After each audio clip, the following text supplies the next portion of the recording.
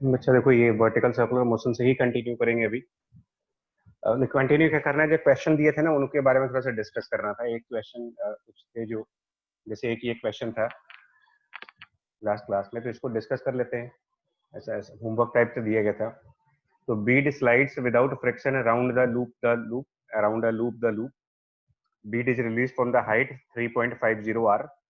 पहला क्वेश्चन पूछा था इन्होंने कि what is the speed at point A. कैसे करेंगे, फर्स्ट पार्ट के लिए अगर चाहिए ना आपको, what is the speed at point ए निकालना होगा, पहला क्वेश्चन जो है। और जिस पॉइंट से उसको रिलीज कर रहे हैं, ये हाइट गिवन दी है, ये हाइट आपको दी रखी गई है 3.5, यानी कि 7r/2 की हाइट दे रखी है ये। तो पार्ट वन निकालना है देखो। और देखो विदाउट फ्रिक्शन साफ साफ है, तो ये बड़ी सिंपल से हिंट होती है क्वेश्चंस को करने की। विदाउट फ्रिक्शन फोर्स कहने का मतलब ऑब्वियसली इस पूरे सिस्टम की जो मैकेनिकल एनर्जी है वो कंजर्व करा के उस न्यूमेरिकल को प्रोसीड कर लो आगे। तो पार्ट ए को तो सॉल्व करने के लिए क्या कर सकते हो कि जो एनर्जी जब ये स्टार्ट हो रहा होगा, तो एनर्जी जो स्टार्ट करते वक्त होगी उतनी ही एनर्जी इसकी पॉइंट ए पर भी होनी चाहिए। Same conservation of energy follow करो।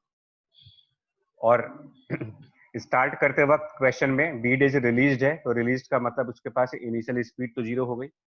तो स्टार्टिंग एनर्जी में बेसिकली काइनेटिक एनर्जी और पोटेंशियल एनर्जी दो पार्ट्स में डिवाइड करके देखोगे इसको, तो स्टार्टिंग एनर्जी सिर्फ पोटेंशियल के फॉर्म में होगी, जो mg multiplied by the height, वो 7r/2। और पॉइंट ए पर जाकर के हम पोटेंशियल एनर्जी, पॉइंट ए पर बॉडी में कुछ स्पीड भी होगी, मान लेते हैं v स्पीड आ गई, तो यहाँ पर हाफ m है वेलोसिटी का square, and plus point A ground से कितनी हाइट पर है वो चेक कर लो आप। मतलब यहाँ पर ये ग्राउंड पॉइंट से देखा जाएगा, तो ग्राउंड पॉइंट से पॉइंट ए की जो हाइट है वो 2 टाइम्स ऑफ कैपिटल आर है, सो हाइट, और उसके corresponding potential energy mg into 2r। Simplify कर लेते हैं, आंसर आ जाएगा वेलोसिटी एट ए पॉइंट कितना आ रहा है इसके हिसाब से। Sir √3 GR। Root of 3 GR, 7r/2। हाँ सही बोल रहे हो आप, मेरे ख्याल से 4 3 2 नहीं आएगा शायद, मेरे ख्याल से ओनली √3 GR आएगा। Yes sir, √3 GR। Root of 3 GR, ये पॉइंट ए की स्पीड है। एंड बी पॉइंट पूछ रहे हैं आपसे इसमें कि how large is the normal force. अगर मास इतना है तो पॉइंट ए पर नॉर्मल फोर्स कितना होगा। तो अगर हम पॉइंट ए पर, यानी कि एट पॉइंट ए, अगर हम इसके फ्री बॉडी डायग्राम्स बनाएं तो किधर किधर फोर्सेस आएंगी। तो जब बॉडी पॉइंट ए पर यानी यहाँ पर होगी, यहाँ पर कोई ऑब्जेक्ट होगा, तो जो सरफेस होगा उसकी वजह से एक डाउनवर्ड डायरेक्शन में normal reaction force plus downward direction में mg का फोर्स। और क्योंकि ये सर्कुलर मोशन कर रहा है, यहाँ पर पॉइंट ए पर एक सर्कुलर मोशन होगा, तो इसका सेंट्रिपिटल एक्सेलरेशन नीचे की तरफ लगना चाहिए। तो एक्सेलरेशन की डायरेक्शन डाउनवर्ड है, तो आप सीधा सीधा न्यूटन सेकंड लॉ लगाओगे, normal plus mg should be equal to the centripetal force m into we square divided by R. अब जब नॉर्मल ए पॉइंट का निकालना होगा तो स्पीड भी आप करस्पॉन्डिंग पॉइंट ए की पुट करेंगे, जो पहले वाले क्वेश्चन में निकाली गई है, √3 GR। तो ये सिंप्लीफाई करके देख लो, नॉर्मल एट ए पॉइंट कितना बनेगा, तो वी एट ए को √3 GR रखते रहकर, तो सर 100 न्यूटन। मतलब 2 mg आएगा। हाँ मतलब वैसे 2 mg आएगा, न्यूमेरिकल वैल्यू पुट करेंगे तो 100 न्यूटन आ जाएगा। सही है, ठीक है। अब जरा इस क्वेश्चन में अगर कोई आपसे ये पूछे ना, देखो इसी क्वेश्चन में मैं एक पार्ट ऐड करने जा रहा हूँ कि ये एक जो हॉरिजेंटल पॉइंट है इसको बी नाम से डिनोट कर देते हैं। तो जब पार्टिकल बी वाले पॉइंट पर होगा तो उस समय उस पर कितना फोर्स लग रहा होगा, ये क्वेश्चन है आपका। पॉइंट बी पर, अभी हम लोगों ने जैसे पॉइंट ए पर कैलकुलेट किया वैसे ही पॉइंट बी पर निकालना है। ठीक है, क्या करेंगे इस क्वेश्चन में कि अगर हमें बी पॉइंट पर निकालना हो, एट पॉइंट बी, क्वेश्चन ये है नॉर्मल रिएक्शन फोर्स की क्या वैल्यू बनेगी। उसके अलावा ये पूछा जा रहा है कि what will be the acceleration of particle at the point B. ये दो क्वेश्चन है हमारे। तो पहले काम क्या करोगे, देखो पहले तो आप ये निकालेंगे ना कि बी पॉइंट पर कितनी स्पीड होगी। तो बी पॉइंट की स्पीड निकालो, उसके लिए हम यहाँ पर वी बी की स्पीड मान लेते हैं, और एनर्जी कंजर्वेशन हम स्टार्टिंग पॉइंट के बीच में और पॉइंट बी के बीच में लगा देंगे। स्टार्टिंग और पॉइंट बी पर एनर्जी कंजर्व कराएंगे, तो एनर्जी जो स्टार्टिंग में थी उतनी ही एनर्जी हमारी पॉइंट बी पर होनी चाहिए कंजर्वेशन के हिसाब से। स्टार्टिंग पॉइंट की energy mg into 7r/2 fixed है वो। Sir 5 mg। हाँ 5 mg क्या आ रहा है ये, √5 GR। हाँ, और बी पॉइंट आर डिस्टेंस पे है, बी पॉइंट आर हाइट पर भी है, तो बी, नॉर्मल। ओके, सो बी पर देख लेते हैं एक बार, पोटेंशियल एनर्जी mgr और काइनेटिक एनर्जी वहां पर हाफ m vb स्क्वायर। तो ये बड़ा सिंपल सा रूल है यार, vb की वैल्यू मिल जाएगी यहाँ पर आपको ना, कंजर्वेशन ऑफ एनर्जी यूज कर रहे हो यहाँ से, तो 425r/2πr √5gr आ रहा है वो कुछ। अब फ्री बॉडी डायग्राम बनाओ एट पॉइंट बी। तो पॉइंट बी पर फ्री बॉडी डायग्राम कैसा होगा, तो मैं पूरा फिगर तो नहीं दिखा रहा, लेकिन कुछ ऐसा सिचुएशन कुछ ऐसी है, और पॉइंट बी हमारा यहाँ कहीं पर है हॉरिजॉन्टल लेवल पर। तो इस टाइम पर एक नॉर्मल रिएक्शन फोर्स अंदर की तरफ लग रहा होगा बी पॉइंट पर, और एक ग्रेविटी की फोर्स नीचे लग रही होगी, और वेलोसिटी की डायरेक्शन ऊपर की तरफ है वीबी। सर्किल का सेंटर यहाँ कहीं पर है। तो नॉर्मल रिएक्शन एट बी निकालने के लिए तो आप ये कंसेप्ट लगाओगे कि जो एनबी है वो इस समय रेडियस के अलोंग है, रेडियल फोर्स कह सकते हो, टुवर्ड्स सेंटर है, और mg इस समय टेंजेंट के अलोंग काम कर रहा है। इस मोमेंट पर mg की जो डायरेक्शन है सर्कल के टेंजेंट की तरफ है। तो सेंट्रीपिटल फोर्स इस रेडियल वाले से मिलेगा हमें। तो रेडियल वाला फोर्स जो एनबी है, जो कि टुवर्ड्स सेंटर जा रहा है सर्कल के, उसको mass into velocity of B का स्क्वायर अपॉन आर कर दो, तो ये आंसर तो आपका 5 mg के बराबर आ जाएगा, नॉर्मल रिएक्शन। और ये पूछा है what will be the acceleration of the particle at point B. तो क्योंकि देखो ये सर्कुलर मोशन कर रहे हो आप, सर्कुलर मोशन में अगर एक्सेलरेशन एट बी निकालना होगा, तो एक्सेलरेशन किसी भी पॉइंट पर, बी नहीं, बी के अलावा किसी भी पॉइंट पर एक्सेलरेशन निकालना होगा, तो उसका जनरलाइज फॉर्मूला ये है, सेंट्रीपिटल एक्सेलरेशन का स्क्वायर प्लस टेंजेंशियल एक्सेलरेशन का square. In general acceleration at any point of circular motion निकालना हो तो दो कंपोनेंट्स कहते हो, centripetal plus tangential. Centripetal acceleration को तो आप फॉर्मूले से कंपेयर कर सकते हो कि ये v square divided by R whole square हो जाएगा उसका। और टेंजेंशियल एक्सेलरेशन के लिए हम न्यूटन लॉ का यूज कर लेंगे, the tangential acceleration can be written as the tangential force divided by mass m। और इस फिगर में टेंजेंशियल फोर्स कौन सा है, इस पूरे डायग्राम में दो ही फोर्सेस हैं इसमें, एक नॉर्मल रिएक्शन फोर्स है और एक mg है। तो अगर मुझे टेंजेंशियल फोर्स देखना होगा तो बट ऑब्वियस है कि mg इस समय टेंजेंट के अलॉन्ग जा रहा है, तो यहाँ पर टेंजेंशियल फोर्स की जगह mg को रिप्लेस कर देंगे, mg डिवाइडेड बाय m, यानी कैंसिल होकर के यहाँ g आ जाएगा, स्क्वायर ऑफ g, और यहाँ v स्क्वायर बाई r, और v की जगह ये √5gr कर दो, क्योंकि हम b पॉइंट पर एक्सेलरेशन निकालेंगे तो b पॉइंट की स्पीड भी रखेंगे यहाँ पर। तो ये v एट b पॉइंट का स्क्वायर, अब यहाँ से v एट b पॉइंट का स्क्वायर करेंगे तो वो 5gr डिवाइडेड बाय r, यानी 5g। कुल मिलाकर के कितना आंसर बनेगा, कुछ आइडिया लग रहा है आपको टोटल, अगर सारे सब्स्टिट्यूशन कर दिए जाए इसके अंदर? 6g रूट ऑफ, हाँ मतलब g√26 बनेगा। एक बार वेरीफाई करना है इसको आंसर को। Yes, sir. yes तो ये बी पॉइंट का टोटल एक्सेलरेशन है। अब बहुत इजी पार्ट में एक डाउट है मुझे, हम्म सेक्शन ले आइए फिगर जरा सर, और ऊपर वो जो फिगर जो हमने ये लिया, नॉर्मल भी नीचे लग रहा है, mg भी नीचे लग रहा है, तो ये नॉर्मल ऊपर नहीं लगना चाहिए? yes sir अच्छा बच्चा देखो, बीड वाला कंसेप्ट हम लोगों ने पहले भी डिस्कस किया था कि बीड में नॉर्मल किसी भी साइड लग सकता है। वो शायद आप लोग उस लेक्चर में नहीं थे, मैंने बीड का ना एक रियल इमेज दिखाई थी कि बीड में नॉर्मल डाउनवर्ड भी लग सकता है, अपवर्ड भी लग सकता है। ठीक है, अब आपका पॉइंट, हम लोगों ने इसको डाउनवर्ड माना है, चलो मान लेते हैं, आपका पॉइंट बिल्कुल जेन्युइन पॉइंट है, हमने नॉर्मल को डाउनवर्ड मान लिया, लेकिन मेरा आंसर तो फाइनली पॉजिटिव में ही आ रहा ना, मैंने डाउनवर्ड, तो इसका मतलब मेरा नॉर्मल डाउनवर्ड डायरेक्शन में मान करके अगर पॉजिटिव आंसर आ रहा है तो डायरेक्शन तो बिल्कुल सही है मेरी। अगर मेरा नॉर्मल नेगेटिव आ गया होता तो हम कह देते कि नॉर्मल ऊपर की तरफ लगेगा इस केस में भी। मतलब इक्वेशन पे फर्क नहीं पड़ता ना अगर हम प्लस या माइनस ले लेते हैं ऊपर नीचे? नहीं देखो, अच्छा एक बात सुनो, आपका डाउट ही क्लियर कर देते हैं ना।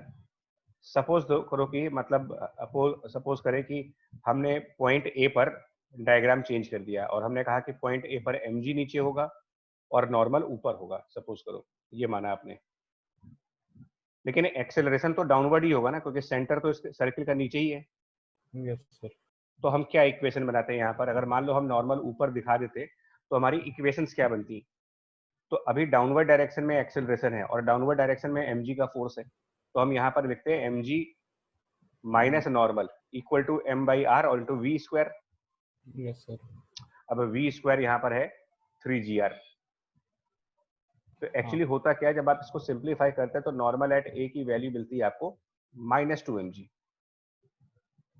ठीक है सर। अब समझ गए ना कि अब ऊपर मानने से माइनस आंसर आ रहा है, इसका मतलब डायरेक्शन ऊपर नहीं है। नीचे। हाँ, और हमने नीचे माना था तो मेरा पॉजिटिव आंसर आ रहा है। देखो न्यूमेरिकल वैल्यू इतनी ही आएगी। बीड वाले न्यूमेरिकल्स में ये एडवांटेज होता है आपको, बीड वाले में। यस सर, ठीक है, समझ गए। ओके।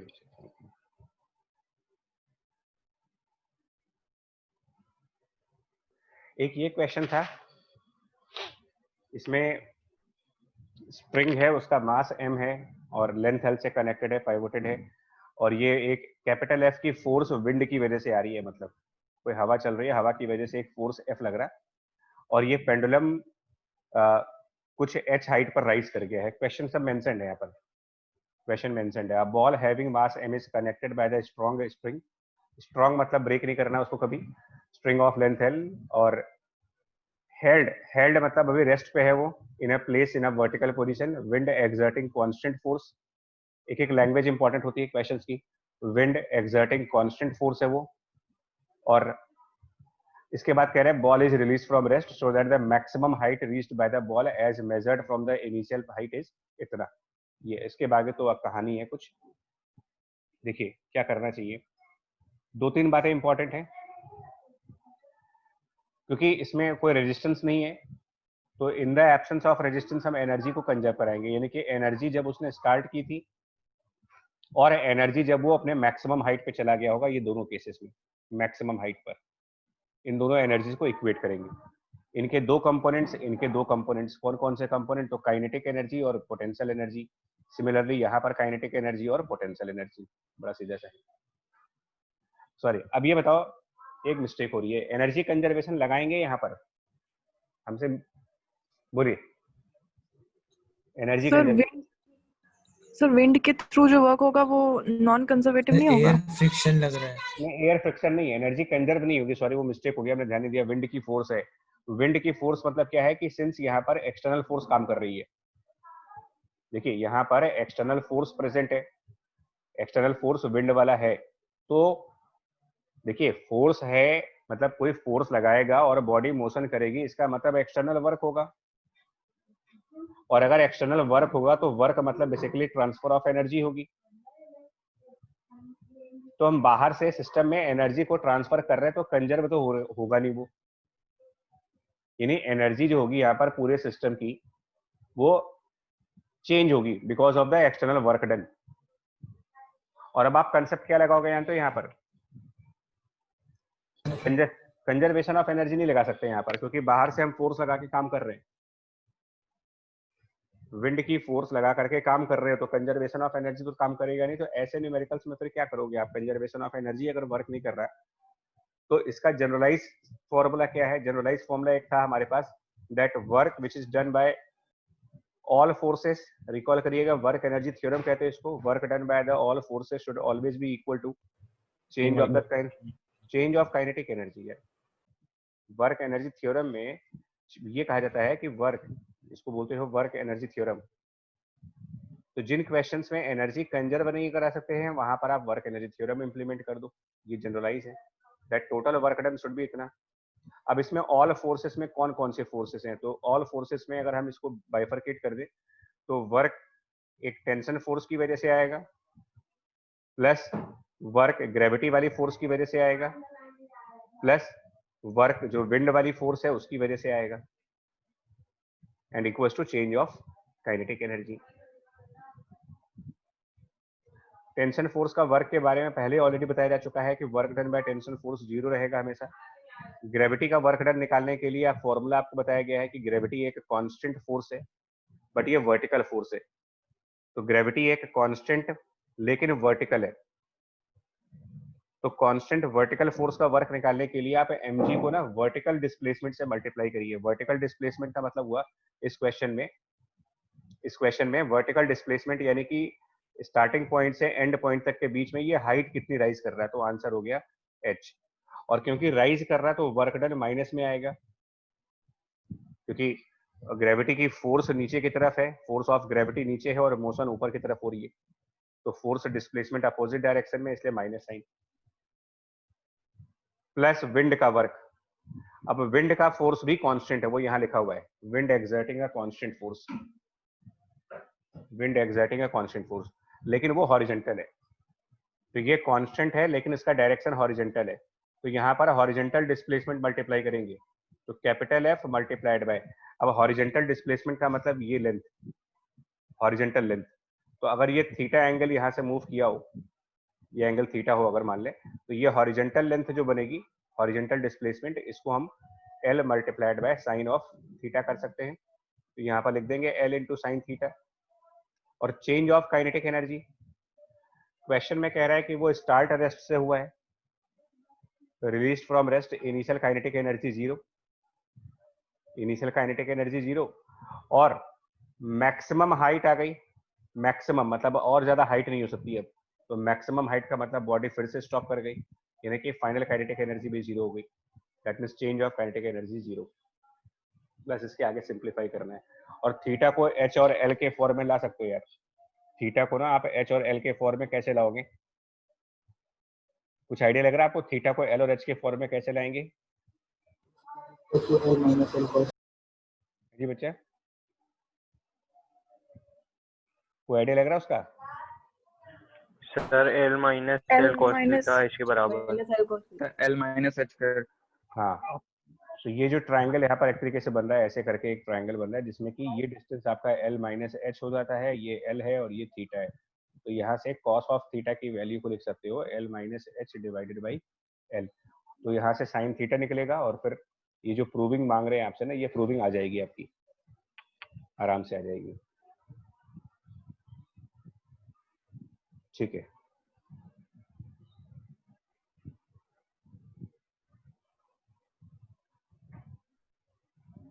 ठीक है जी।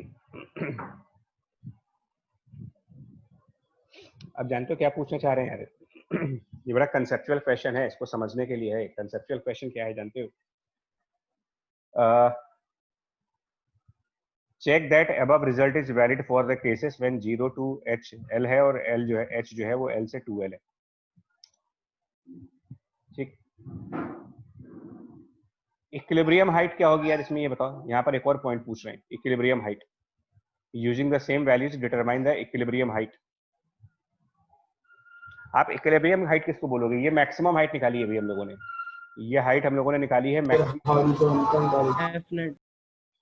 हाँ, ये दो बड़े यूनिक वर्ड्स हैं, इनमें भी गलतियां होती हैं यार, कि इक्विलिब्रियम हाइट अलग चीज होती है और मैक्सिमम हाइट अलग चीज होती है। इक्विलिब्रियम हाइट पर, अच्छा एक बात बताओ, क्या हम मैक्सिमम हाइट पर फोर्सेस को बैलेंस कर सकते हैं क्या? नहीं कर नो सकते। सर। क्यों नहीं कर सकते? क्यों नहीं कर सकते? फोर्सेस को बैलेंस क्यों नहीं कर सकते? पोजीशन पे लेकर आएगी एक फोर्स। एक्सट्रीम पोजीशन है सर, उसका एक्सेलरेशन होगा उसके पास, तभी वो वापस इक्विलिब्रियम पोजीशन पे आएगा। बिल्कुल, मैक्सिमम हाइट पर वेलोसिटी जीरो होती है, एक्सेलरेशन जीरो नहीं होता है, लेकिन इक्विलिब्रियम हाइट पर, इक्विलिब्रियम वर्ड का ही मतलब है कि वहां फोर्सेस बैलेंस होने चाहिए। तो ये कैसे निकालेंगे? देखो, इसमें अगर आपको इक्विलिब्रियम हाइट इस क्वेश्चन में निकालनी हो ना, तो इक्विलिब्रियम हाइट बेसिकली क्या होगा कि ये किसी एंगल पर होगा, मान लो थीटा एंगल पर बनेगा जा करके, और फोर्सेस कौन कौन से लग रहे होंगे? तो फोर्सेस के नाम पर एक विंड वाली फोर्स कैपिटल एफ, एक ग्रेविटी वाली फोर्स एम जी, और उसके अलावा एक टेंशन फोर्स। तो इक्विलिब्रियम हाइट का मतलब sum of all forces should be zero, basically ये रिजल्ट होना चाहिए कि जितनी भी फोर्सेस है उनका समेशन जीरो आ जाए। तो अगर हम ये माने कि ये इक्विलिब्रियम हाइट यहाँ से थीटा एंगल पर आया है, मान लो ये थीटा एंगल हो, तो वर्टिकल से थीटा एंगल पर, तो आप क्या ये नहीं कह सकते इसमें ये नहीं कहा जा सकता कि जो कैपिटल एफ और एम जी का रिजल्टेंट आना चाहिए आपका, अगर एफ और एम जी का रिजल्टेंट लाएं लॉ ऑफ पैरेललोग्राम के हिसाब से, तो ये टेंशन के एग्जैक्टली अपोजिट बनना चाहिए। बोलो, ये स्टेटमेंट सही रहेगा यहाँ पर कि resultant of F and M G opposite to T होना चाहिए और उसके बराबर होना चाहिए। Yes sir. ठीक है ना? हाँ, ये इक्विलिब्रियम हाइट होगा यहाँ पर। तो ये अगर थीटा एंगल बन रहा है तो ये भी थीटा बन जाएगा, और आप इजीली टेन थीटा निकाल सकते हो यहाँ पर कि टेन थीटा की जो वैल्यू बनेगी वो पैरेललोग्राम लॉ से, मतलब जो हमारा ये पैरेललोग्राम बना, दो वेक्टर्स का पैरेललोग्राम बनाया है हम लोगों ने यहाँ पर, तो उसमें हॉरिजॉन्टल वेक्टर हमारा एफ है, वर्टिकल वेक्टर एम जी है, और ये एफ अपॉन एम जी, हाँ ये थीटा है, तो टेन थीटा की value F divided by M G से निकाल सकते हो। अब ना बच्चा एक और पॉइंट है, इसका कंसेप्ट क्या है एक्चुअली, ये क्यों डिस्कस कर रहा हूँ मैं इस क्वेश्चन को, कि आपने ये इक्विलिब्रियम हाइट निकाल दिया इसका, यहाँ पर बॉडी इक्विलिब्रियम पॉइंट पर आ गई, अपने मीन पॉइंट पर आ गई, यहाँ पर एट दिस पॉइंट इसका मीन पॉइंट आ गया। मीनिंग क्या है कि ये बॉडी यहाँ पर स्टे करेगी कि नहीं करेगी, अगर मान लो विंड चल रही हो, ठीक है ना, अगर ये विंड चले तो ये बॉडी इसी पॉइंट पर स्टे करेगी। नॉर्मल पेंडुलम जब स्टे करता है विदाउट मोशन, अगर हम बात करें कि अगर मोशन ना हो रही है सपोज करिए, तो विदाउट मोशन में एक normal pendulum simple vertical condition में स्टे करता रहता है। अगर उसको आप जा करके वेलोसिटी ना दे, कोई वेलोसिटी ना दीजिए, तो पेंडुलम बिल्कुल वर्टिकली हैंग करेगा। लेकिन अगर वहां पर कैपिटल एफ की फोर्स लगेगी तो वो पेंडुलम थीटा एंगल पर जा करके स्टे कर जाएगा। तब तक स्टे करेगा जब तक उसको जा करके कोई वेलोसिटी प्रोवाइड ना कर दे।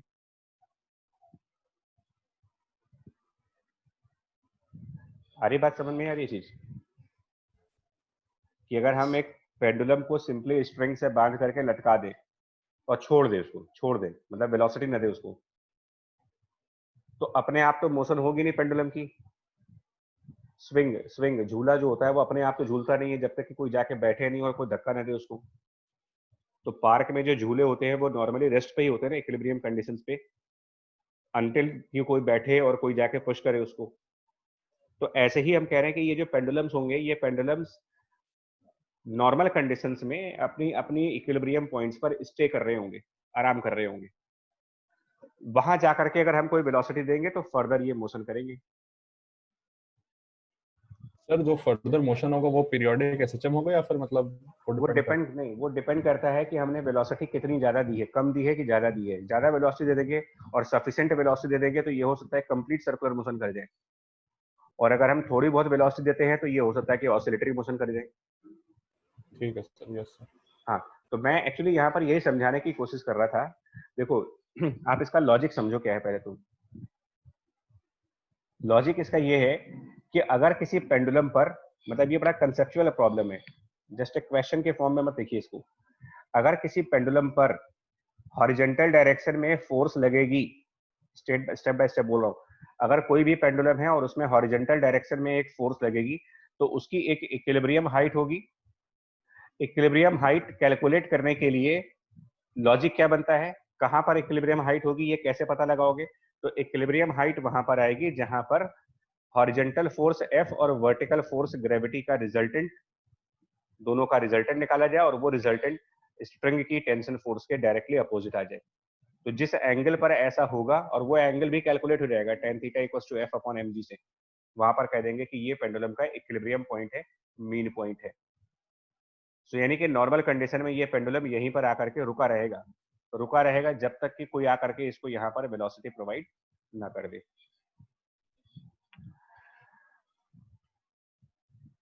ठीक है बच्चा, और ये जो रिजल्टेंट आएगा ना इसका, ये जो रिजल्टेंट इस तरफ आएगा, रिजल्टेंट की वैल्यू वो भी आप निकाल सकते हो, root of F square plus M into G whole square. और ये जो रिजल्टेंट आएगा इसको जब आप मास से डिवाइड कर दोगे, रिजल्टेंट फोर्स इक्विलिब्रियम पॉइंट पर जो रिजल्टेंट फोर्स है उसको और डिवाइड कर दे मास से, तो यही कंसेप्ट हमारे लिए बन जाता है कंसेप्ट ऑफ जी इफेक्टिव। यानी कि पेंडुलम के लिए ग्रेविटी की इफेक्टिव डायरेक्शन और ग्रेविटी की इफेक्टिव वैल्यू डिफरेंट है। बिल्कुल नॉर्मल तरीके में क्या होता है, नॉर्मल कंडीशंस में जो पेंडुलम्स होते हैं वो ग्रेविटी की डायरेक्शन में ही स्टे करते हैं, जिस तरफ ग्रेविटी की डायरेक्शन होगी उसी के पैरेलल स्ट्रिंग बना करके वो स्टे कर जाएंगे। बट अगर पेंडुलम पर कोई हॉरिजॉन्टल फोर्स लग रही है अपार्ट फ्रॉम द ग्रेविटी, तो पेंडुलम को ऐसा लगता है कि ग्रेविटी की इफेक्टिव वर्ड का मतलब ये होगा जहां पर उसका असर पड़ रहा होगा। तो इफेक्टिव ग्रेविटी किसी एंगल पर और किसी और वैल्यू की बन जाएगी वहां पर।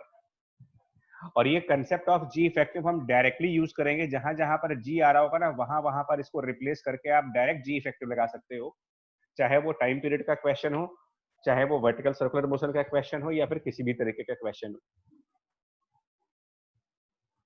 Concept of G effective, G effective में फिर से बोल रहा हूं क्या है। जी इफेक्टिव का मतलब अगर किसी भी पेंडुलम पर ग्रेविटी के अलावा कोई और फोर्स लगा दी जाए, जैसे इस एग्जांपल में विंड की वजह से लगाई गई है, तो ग्रेविटी और जो एक्स्ट्रा फोर्स लगाते हैं हम लोग, उनका रिजल्टेंट निकालेंगे, उस रिजल्टेंट को मास से डिवाइड करेंगे और कह देंगे कि ये जी इफेक्टिव है। और जिस डायरेक्शन में वो जी इफेक्टिव होगा वही डायरेक्शन पेंडुलम के लिए इक्विलिब्रियम डायरेक्शन होगी, यानी कि उस एंगल पर पेंडुलम रेस्ट पे रह सकता है, इक्विलिब्रियम पॉइंट पर आ सकता है। अब जरूरी नहीं है कि ये फोर्स विंड के ही फॉर्म में आए। देखो कभी कभी क्वेश्चन क्या कह देते हैं आपसे, जरूरी नहीं कि ये क्वेश्चन को हमेशा विंड के ही फॉर्म में देखो आप, क्वेश्चन ऐसा भी हो सकता है। अभी अपने अपने समझने का तरीका है यार इसको। क्वेश्चन ये भी हो सकता है कि मान लीजिए कोई एक्सेलरेटेड ट्रॉली है ना, कोई एक्सेलरेटेड ट्रॉली कह दें आपसे, और कहा जाए कि ये जो ट्रॉली है ये एक्सेलरेट कर रहा है किसी एक्सेलरेशन ए से। अभी आप समझ जाओगे इसके अंदर क्या होने जा रहा है कि अगर कोई कार है, कोई ट्रॉली है, ये एक्सेलरेट कर रहा है और उस ट्रॉली के अंदर हमने मान लो एक पेंडुलम को सस्पेंडेड किया है, इसके अंदर एक पेंडुलम एम मास का लगाया है एल लेंथ का, तो इसके लिए क्या जी इफेक्टिव बनेगा यहाँ पर। सो पेंडुलम इन कार, देखें आप इस विंड वाले क्वेश्चन से ना इसका कंसेप्ट समझो, मैं बार बार कह रहा हूं ये सिर्फ एक प्रॉब्लम की तरीके से नहीं है। आपको एक आइडिया दिया जा रहा है कि किसी भी तरीके से अगर एक हॉरिजॉन्टल फोर्स आएगी, किसी भी तरीके की हॉरिजॉन्टल फोर्स आ जाए, तो उस पेंडुलम का इक्विलिब्रियम पॉइंट ये बॉटम वाला नहीं होगा, वर्टिकल कंडीशन इसकी इक्विलिब्रियम पे नहीं आएगी। इक्विलिब्रियम जो होगा वो किसी एंगल पर बनेगा। कौन से एंगल पर बनेगा, तो जिस एंगल पर हॉरिजॉन्टल फोर्स और ग्रेविटी का रिजल्टेंट टेंशन फोर्स के अपोजिट होगा। तो अब क्वेश्चन ये उठता है कि इसमें इस पेंडुलम पर हॉरिजॉन्टल फोर्स कौन सा बनेगा भाई। अगर कार के अंदर है तो कौन सा फोर्स है, अगर हम कार के अंदर से खड़े होकर के देखें इसको तो सूडो लगेगा, लेफ्ट साइड में सूडो एम है, स्यूडो फोर्स लगेगा। इसका मतलब जानते हो क्या होगा कि ये जो पेंडुलम यहाँ पर हैंग कर रहे हैं ना हम लोग, जिस पेंडुलम को यहाँ रखा रहे हैं, ये पेंडुलम वर्टिकल तरीके से इक्विलिब्रियम पर नहीं आएगा। इसको आप बैक साइड पर दिखाओगे किसी एंगल पर, बैक साइड किसी एंगल पर आप दिखा दीजिए, थीटा एंगल पर, जहां इसका इक्विलिब्रियम होगा।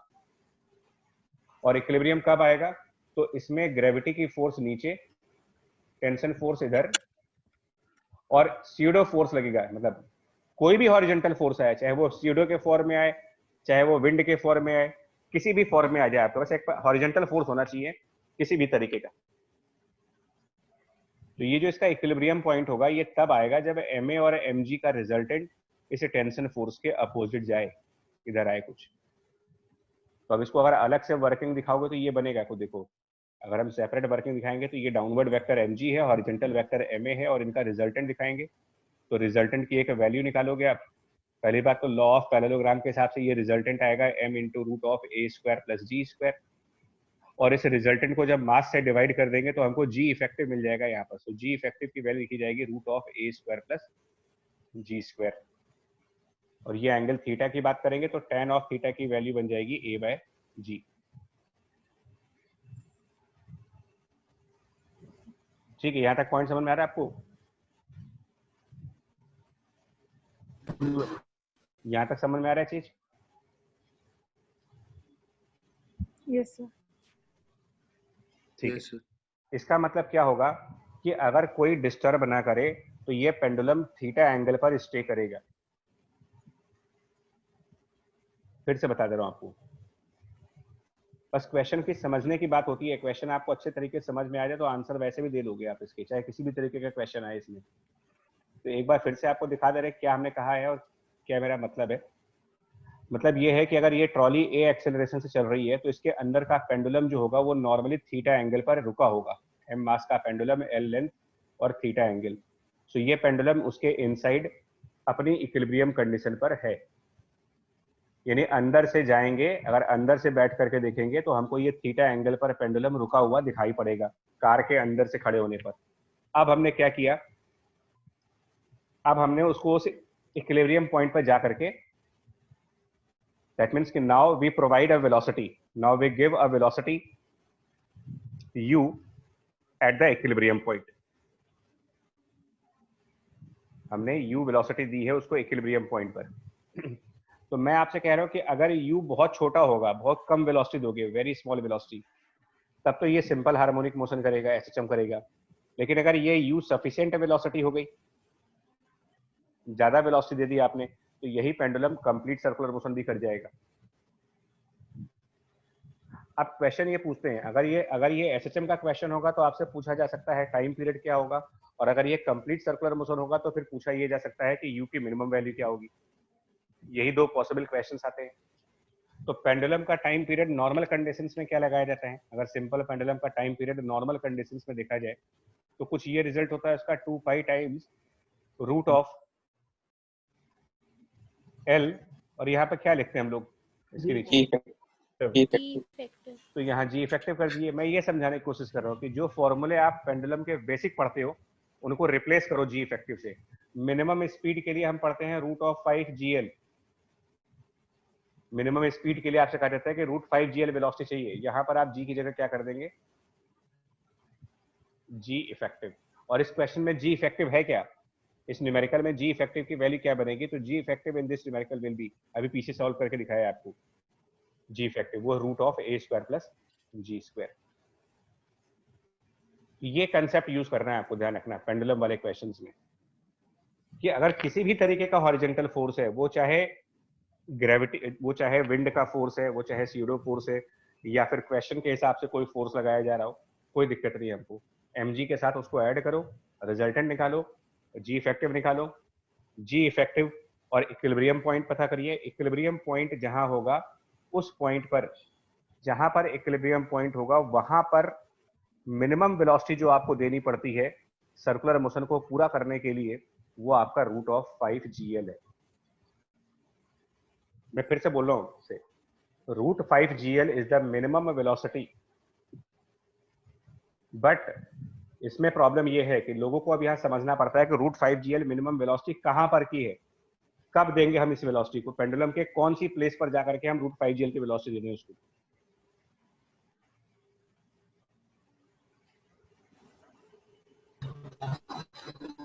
नहीं समझ में आ रहा है ये चीज? ये पॉइंट देखो. अच्छा, अब मैं और तरीके से समझा देता हूँ. देखिए, इसको और तरीके से पूछता हूँ. मतलब आपसे मान लो ये कहा जाए कि एक पेंडुलम वर्टिकली है, सपोज दैट पेंडुलम वर्टिकल है, ठीक है, और इसमें हवा चल रही है एफ की. एफ का एक विंड की वजह से फोर्स लग रहा है, हवा भी चल रही है, पेंडुलम अपना वर्टिकल कंडीशन पे है और यहीं से स्टार्ट होता है, और हमने यहाँ से इसको एक वेलोसिटी प्रोवाइड करी u. तो u मिनिमम कितना रखेंगे यहाँ पर, बताओ u मिनिमम कितना कर दें फॉर कंप्लीट सर्कुलर?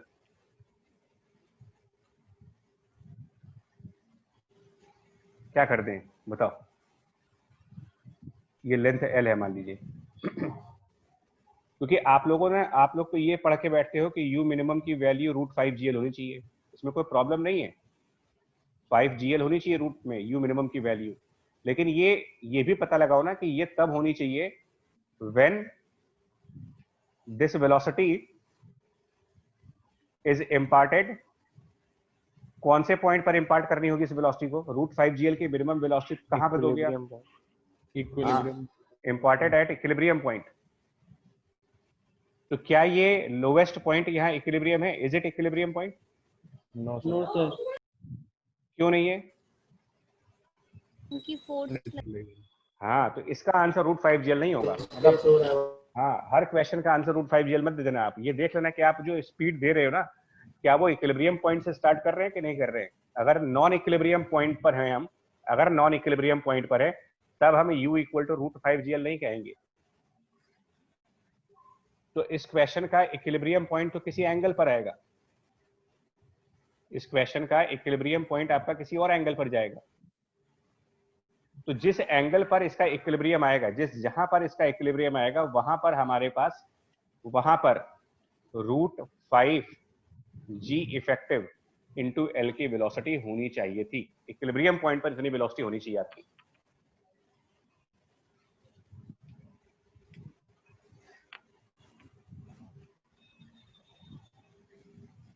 अब ये थीटा है मान लो, तो अब हम क्या करेंगे इसमें, देखो कंसेप्ट क्या लगाएंगे, कंसेप्ट क्या फॉलो करेंगे। अगर ये थीटा है और ये एल है तो हम लोगों ने हॉरिजॉन्टल डिस्प्लेसमेंट कवर कर लिया इसमें एल साइन थीटा, तो इस कैपिटल एफ का वर्क निकालेंगे, वर्क कैपिटल एफ का निकालेंगे एफ एल साइन थीटा। फिर हम ग्रेविटी का वर्क निकालेंगे, तो ग्रेविटी की फोर्स नीचे की तरफ है और वर्टिकल मोशन ऊपर हो रहा है, तो माइनस एम जी, और वर्टिकल डिस्प्लेसमेंट यहाँ पर L into 1 minus cos theta. तो ये टोटल वर्क डन आ गया, should be equal to change of the kinetic energy, तो हम कहेंगे हाफ एम, और इक्विलिब्रियम पॉइंट पर जो स्पीड है √5 जी इफेक्टिव एल उसका स्क्वायर, बट यहाँ पर जी इफेक्टिव क्या आएगा वो ध्यान रखना आप, जी इफेक्टिव तो अभी आपको पीछे ये भी बताया जा चुका है, capital F square plus m g का square and divided by m, ये बनेगा। तो यहाँ पर 5 times g effective into l final velocity का स्क्वायर और माइनस इस इनिशियल वेलोसिटी का square, so minus of u square. यहां से आपको यू की वैल्यू निकालनी पड़ेगी, कितनी होगी, मतलब फिर मैं बोलूंगा, 2-3 बार बोल चुका हूं लेकिन फिर एक बार कह रहा हूं कि √5 GL के वेलोसिटी पेंडुलम के पास होनी चाहिए, इसमें कोई डाउट नहीं है, लेकिन कहां पर होनी चाहिए ये आपको समझना पड़ेगा। पेंडुलम के पास √5 GL के वेलोसिटी तब होनी चाहिए जब वो अपने इक्विलिब्रियम पॉइंट पर था, इक्विलिब्रियम पॉइंट के अलावा किसी और पॉइंट पर उसकी वेलोसिटी √5 GL से डिफर कर सकती है और तब भी सर्कुलर मोशन कंप्लीट हो सकता है। इसको एक और एग्जांपल के थ्रू देखो, इसको ना एक और एग्जांपल के थ्रू,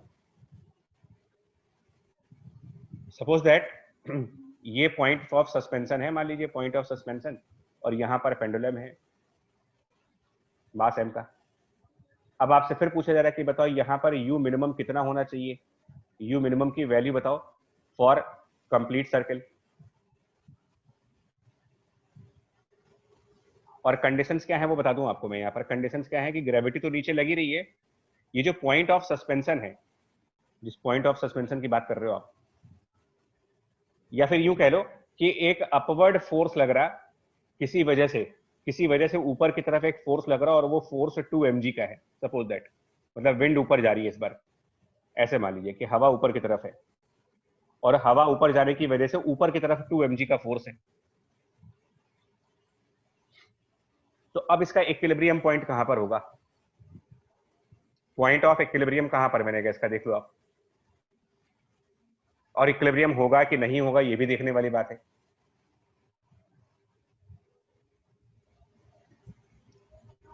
बोलो, इक्विलिब्रियम पॉइंट कहीं होगा या नहीं होगा ये भी देखने वाली बात है। बट देखिए इक्विलिब्रियम पॉइंट तो आएगा, कैसे आएगा इसका ना, क्योंकि अगर थोड़ी ऊपर हाइट में होगा, थोड़ी नहीं पूरी ऊपर होगी, थोड़ी नहीं पूरा ऊपर अच्छा होगा, हाँ पूरा, हाँ पूरा ऊपर होगा सर जी, हाँ जी ये सर। एग्जैक्टली ऊपर होगा, क्योंकि देखिए इस बार इक्विलिब्रियम एट टॉप पॉइंट आएगा। अब आप पूछोगे टॉप पॉइंट पर क्यों इक्विलिब्रियम आएगा, क्योंकि विंड की फोर्स मैंने दी है वो ग्रेविटी की फोर्स से ज्यादा है, तो दो ही तो फोर्स लगेंगे, एक डाउनवर्ड में ग्रेविटी और एक अपवर्ड में विंड, और विंड की फोर्स ग्रेविटी की फोर्स से ज्यादा स्ट्रांग है, तो इक्विलिब्रियम टॉप पॉइंट पर हो जाएगा इसका। सर थोड़ा भी ज्यादा स्ट्रांग होगा वो पूरा ऊपर चला जाएगा। क्या कह रहे हो बच्चे, फिर से बोलो। सर वो एग्जैक्टली टॉप पे क्यों होगा सर, बीच में कहीं हो सकता है, मतलब थोड़ा ऊपर हो, एग्जैक्टली टॉप कैसे कैसे। एक बीच में नहीं हो सकता यार, देखो क्यों नहीं हो सकता ना, मैं बताऊं एग्जैक्टली टॉप पर इसलिए होगा वो, आप फोर्सेस तो देखो, इसमें एक फोर्स डाउनवर्ड डायरेक्शन में दिखाओगे टेंशन की, एक फोर्स बॉडी का वेट दिखाओगे जो कि mg, और एक फोर्स आप विंड की दिखाओगे ऊपर की तरफ जो कि 2 mg है। इनके अलावा कोई पॉइंट ले लो आप जरा, इसके अलावा किसी भी पॉइंट पर थीटा एंगल पर कोई भी पॉइंट चूज कर लो, तो वहां पर प्रॉब्लम क्या आएगी, टेंशन फोर्स इधर, mg नीचे और w नीचे और विंड की फोर्स ऊपर। ये बताओ जो विंड की फोर्स है वो 2 mg है और जो वेट है वो mg है, तो हम विंड की फोर्स और वेट इन दोनों को मिला करके तो एक फोर्स बना सकते हैं कि नहीं बना सकते हैं भाई, इन दोनों का तो रिजल्टेंट निकाल सकते हो, ये अपोजिट डायरेक्शन की दो फोर्सेस हैं। जी सर जी। तो इनका रिजल्टेंट क्या बनेगा, टेंशन हो गया, टेंशन के अलावा विंड की फोर्स और बॉडी का जो वेट है उनका रिजल्टेंट ऊपर की तरफ आ गया है, F wind minus the body का वेट इक्वल टू mg।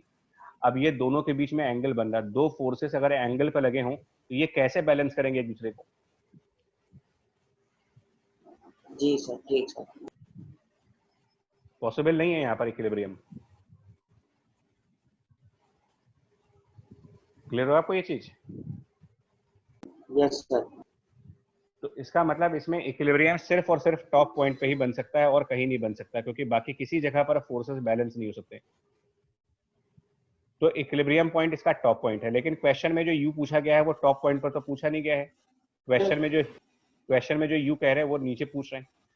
लेकिन मैं आपको कंसेप्ट क्या दे रहा हूँ कि √5gl वाला आंसर तो यहाँ भी काम करेगा, लेकिन मैं स्टेटमेंट सिर्फ याद करने के लिए बता रहा हूँ कि जिस पॉइंट पर इक्विलिब्रियम आ रहा है ना, वहां पर उसके पास √5gl वेलोसिटी चाहिए, यहां पर स्पीड होनी चाहिए √5gl की। तो फिर बॉटम पर कितनी स्पीड होनी चाहिए? अगर ऊपर √5gl की स्पीड होनी चाहिए तो फिर नीचे कितनी स्पीड होनी चाहिए? तो ये आप एनर्जी कंजर्वेशन से या वर्क एनर्जी थ्योरम से या जैसे भी लगाना चाहो वो लगाओ। तो अब हम क्या करेंगे, देखो बॉटम से टॉप तक जाए, अगर हम बॉटम पॉइंट से टॉप पॉइंट तक जाएं, from the bottom to the top, तो बॉटम पॉइंट पर एनर्जी है, सॉरी टॉप पॉइंट पर एनर्जी हो जाएगी ½ m, और स्क्वायर ऑफ द स्पीड लिखेंगे तो 5g इफेक्टिव इंटू l, और बॉटम पॉइंट पर स्पीड का स्क्वायर यानी कि u का स्क्वायर, ये हो गया change of kinetic energy, and this change of kinetic energy should be equal to the work done. Work done इस न्यूमेरिकल में अगर पूछोगे कि कौन सा वर्क हुआ है, तो वर्क ग्रेविटी और विंड की फोर्स का रिजल्टेंट लेना होगा। तो ग्रेविटी की फोर्स mg नीचे और विंड की फोर्स 2mg ऊपर, तो इनका जो रिजल्टेंट फोर्स बनेगा, विंड वाली फोर्स का और ग्रेविटी वाली फोर्स का रिजल्टेंट, वो mg ऊपर की तरफ होगा।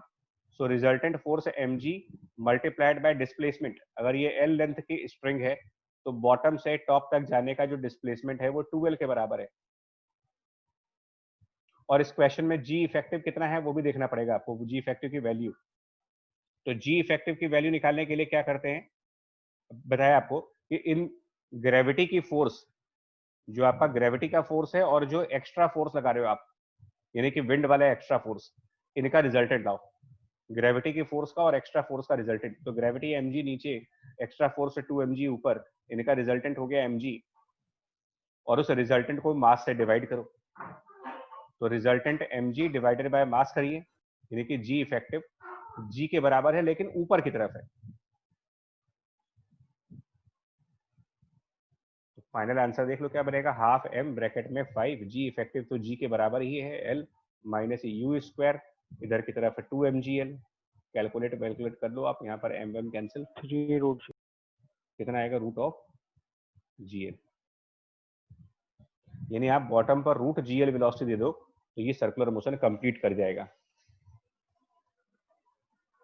ये लोगों को ऐसा लगता है ना, लोग उसको गलत तरीके से समझ लेते हैं, उनको लगता है कि बॉटम पर हमेशा √5gl होना चाहिए। ये कंसेप्ट गड़बड़ कंसेप्ट है। ये कहीं नहीं कहा जाता है कि बॉटम पर √5gl होना चाहिए। √5gl स्पीड उस पॉइंट पर होनी चाहिए जिस पॉइंट पर पेंडुलम का इक्विलिब्रियम है। अब क्वेश्चन ये उठता है कि पेंडुलम का इक्विलिब्रियम बॉटम पर होगा कि टॉप पॉइंट पर होगा कि किसी एंगल पर होगा, तो ये डिपेंड करता है कि पेंडुलम पर ग्रेविटी के अलावा और कौन सी फोर्स लगाई है हमने, उसका क्या डायरेक्शन है, उसका क्या मैग्नीट्यूड है, ये सब डिसाइड करेंगे पेंडुलम का इक्विलिब्रियम पोजीशन कहां पर है।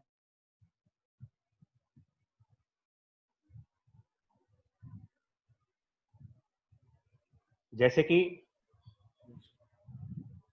देखिए, जैसे कि अब थोड़ा सा रियलिस्टिक प्रॉब्लम दिखाता हूँ तुमको। रियलिस्टिक प्रॉब्लम जो जेई वाले क्वेश्चंस पूछते हैं ना, वो क्या होता है, क्यों कैसे कंसेप्ट्स को मर्जिंग की जाती है। आपसे कहा जाए कि जो पेंडुलम है उसमें मास भी है और पेंडुलम में चार्ज भी है। मास और चार्ज दोनों है, यहाँ पर क्यू भी है, मास भी है चार्ज भी है, मान लेते हैं, मान सकते हैं ना इसको भी।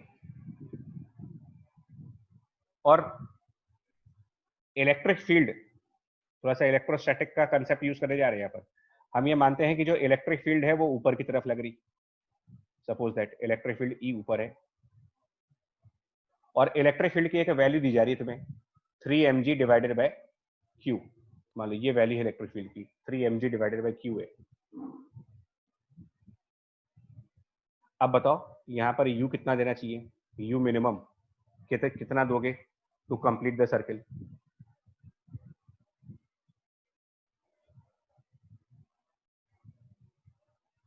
तो ये बताओ यहाँ पर अब कौन सी फोर्स दिखाओगे आप इसके में, बताओ ग्रेविटी के अलावा और कौन सा फोर्स दिखाओगे? जिनको नहीं याद उनको ये तो बताते हैं, F equals to q E करके फॉर्मूला होता था, बेसिक सा फॉर्मूला होता है, force equals to charge into electric field. कहाँ बनेगा इसका इक्विलिब्रियम पॉइंट? क्या इसका बॉटम इक्विलिब्रियम है या टॉप इक्विलिब्रियम है? ये देखो पहले इक्विलिब्रियम पॉइंट इसमें कहाँ बने, और कैसे लग रहा है आपको टॉप पॉइंट इक्विलिब्रियम है? किस कंडीशन पे आपने कहा है इसको? F is equal to q करेंगे तो mg से ज्यादा आ रहा है ऊपर की तरफ। समझ गए ना? हाँ राइट। तो इसमें क्या होगा कि जब ये टॉप पॉइंट पर होगा ना, यही पेंडुलम जब ये टॉप पॉइंट पर पहुंच जाएगा तो सिचुएशन बदल जाएगी, क्योंकि टॉप पॉइंट पर क्या होगा, इसमें mg नीचे, टेंशन फोर्स नीचे और QE ऊपर। तो इक्विलिब्रियम टॉप पॉइंट है, टॉप इज इक्विलिब्रियम। तो जब टॉप पॉइंट हमारा इक्विलिब्रियम का पॉइंट होगा ना, तो इसका मतलब टॉप पॉइंट पर जो वेलोसिटी आनी चाहिए, वेलोसिटी एट टॉप, ये आपका √5gl होना चाहिए। V at top should be minimum it should be √5, G भी नहीं, G effective into L। अब टॉप पॉइंट पर इतनी स्पीड लाने के लिए बॉटम पर कितनी स्पीड होनी चाहिए, ये आप वर्क एनर्जी थ्योरम से लाओ कि अगर टॉप पॉइंट पर √5gl की स्पीड करनी है तो फिर हम बॉटम पर क्या स्पीड दें।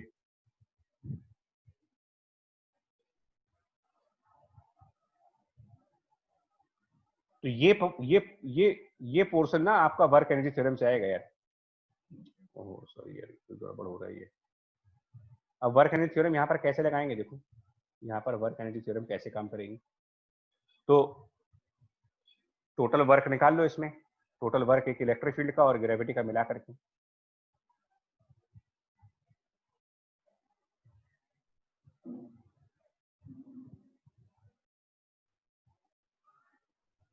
नहीं सिद्धार्थ, F की वैल्यू पर फर्क तो पड़ रहा है ना, तो F की वैल्यू जैसे अभी इस क्वेश्चन में देखो, अभी इस क्वेश्चन को पहले कंप्लीट कर लें फिर बता रहे हैं आपको कैसे होगा। तो यहाँ पर आप ये लगा रहे हो वर्क, यहाँ पर वर्क बाय ऑल फोर्सेस बराबर चेंज ऑफ काइनेटिक एनर्जी। तो पहले राइट हैंड साइड लिख लेते हैं हाफ m, और चेंज ऑफ काइनेटिक एनर्जी में टॉप पॉइंट की वेलोसिटी का स्क्वायर हो जाएगा 5 इंटू जी इफेक्टिव इंटू एल, और बॉटम पॉइंट का u स्क्वायर, और लेफ्ट हैंड साइड में वर्क बाय ऑल फोर्सेस। तो वर्क बाय ऑल फोर्सेस में कौन कौन से फोर्स आ रहे हैं भाई? तो एक फोर्स ग्रेविटी का और एक इलेक्ट्रिक फील्ड का। तो नेट फोर्स निकालते हैं ना, देखिए एक mg लगेगा नीचे और एक ऊपर QE लगेगा, तो इनका रिजल्टेंट क्या बनेगा, देखो जरा कितना नेट फोर्स आ रहा है इससे। तो नेट फोर्स की वैल्यू जब निकालेंगे ना, जबकि ये पता है कि इलेक्ट्रिक फील्ड 3 mg/q है, तो इलेक्ट्रिक फील्ड अगर 3 mg/q हो गया तो कुल मिलाकर के नेट फोर्स ऊपर की डायरेक्शन में काम कर रहा है 2 mg का। तो वर्क बाय ऑल फोर्सेस में हम क्या करेंगे, नेट फोर्स 2 mg और डिस्प्लेसमेंट 2l, और यहाँ पर जी इफेक्टिव क्या बनेगा, तो जी इफेक्टिव निकालने के लिए भी आप यही करोगे, जो नेट फोर्स फाइंड किया है ना, नेट फोर्स उसको मास से डिवाइड करो। तो नेट फोर्स 2 mg है, उसको मास m से डिवाइड करो तो आ जाएगा आपका 2g। तो ये राइट साइड जी इफेक्टिव की जगह रखिए 2 इंटू जी की वैल्यू, और लेफ्ट साइड तो खैर सॉल्व हो चुका है। अब इससे पूरा बता दो कि u अल्टीमेटली क्या बन रहा है सॉल्व करके। इसको पूरा जब प्रॉपरली सिंप्लीफाई करेंगे तो u की वैल्यू, हाँ तो ये आंसर इस क्वेश्चन का, u शुड बी √2gl। आपको मेरी बात समझ आई कि मैं आपसे कम्युनिकेशन क्या करना चाह रहा हूँ, मतलब हम आपसे क्या बोलना चाह रहे हैं। √5gl सर्कुलर मोशन कंप्लीट करने के लिए मिनिमम स्पीड होती है, लेकिन ये जरूरी नहीं है कि वो बॉटम पर होगी। ये पॉइंट जरूरी नहीं है कि बॉटम पर होनी चाहिए √5gl। √5gl should be the minimum speed at the point of equilibrium of the pendulum, and the point of equilibrium of the pendulum can be the bottom point, can be the top point, or it can be at some angle also.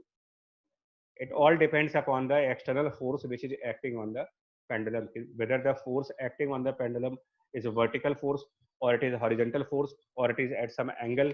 उसके हिसाब से उसका equilibrium point आप calculate करोगे।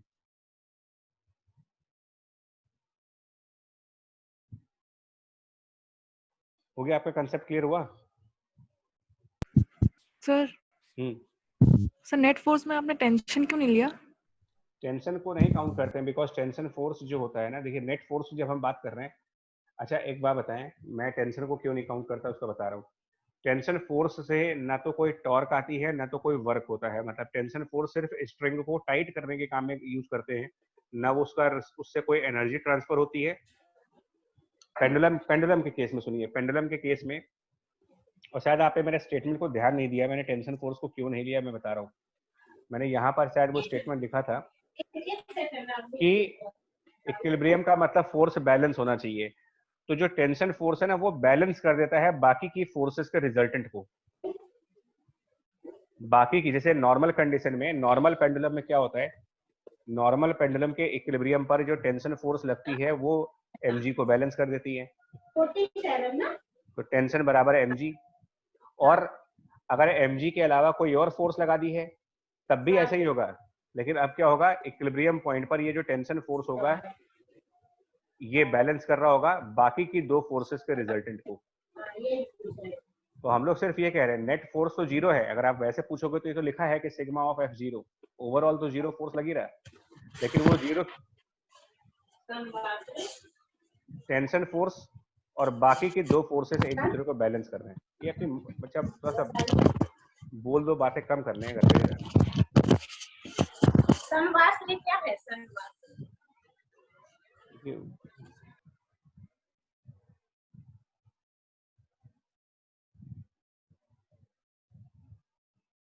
ठीक है, तो ये कंसेप्ट। अब जैसे इसी क्वेश्चन में ना, मान लो इसी क्वेश्चन में, इलेक्ट्रिक फील्ड के इसी क्वेश्चन में अगर मैं डेटा को चेंज कर दूं, क्योंकि इसको रटने से तो सॉल्व होगा नहीं, इसको रट करके तो सॉल्व करेंगे नहीं। अब इसी क्वेश्चन में मान लो आपसे कह दिया जाता है कि ठीक है इलेक्ट्रिक फील्ड ऊपर है, इसमें मान लेते हैं ये प्लस चार्ज भी है, क्यू भी है, प्लस क्यू चार्ज है, इलेक्ट्रिक फील्ड ऊपर है, लेकिन इलेक्ट्रिक फील्ड की वैल्यू जो है वो जैसे इस क्वेश्चन में हम लोगों ने इलेक्ट्रिक फील्ड की वैल्यू 3 mg/q के बराबर ली थी, तो जो इलेक्ट्रिक फील्ड की वैल्यू जो है वो mg/3q है, उल्टा कर देते हैं, 3 न्यूमरेटर की बजाय डिनोमिनेटर में डाल दो। अब बताओ क्या होगा। अब फिर क्वेश्चन है कि यहाँ पर u कितना देना चाहिए, u मिनिमम कितना होना चाहिए फॉर सर्कुलर मोशन।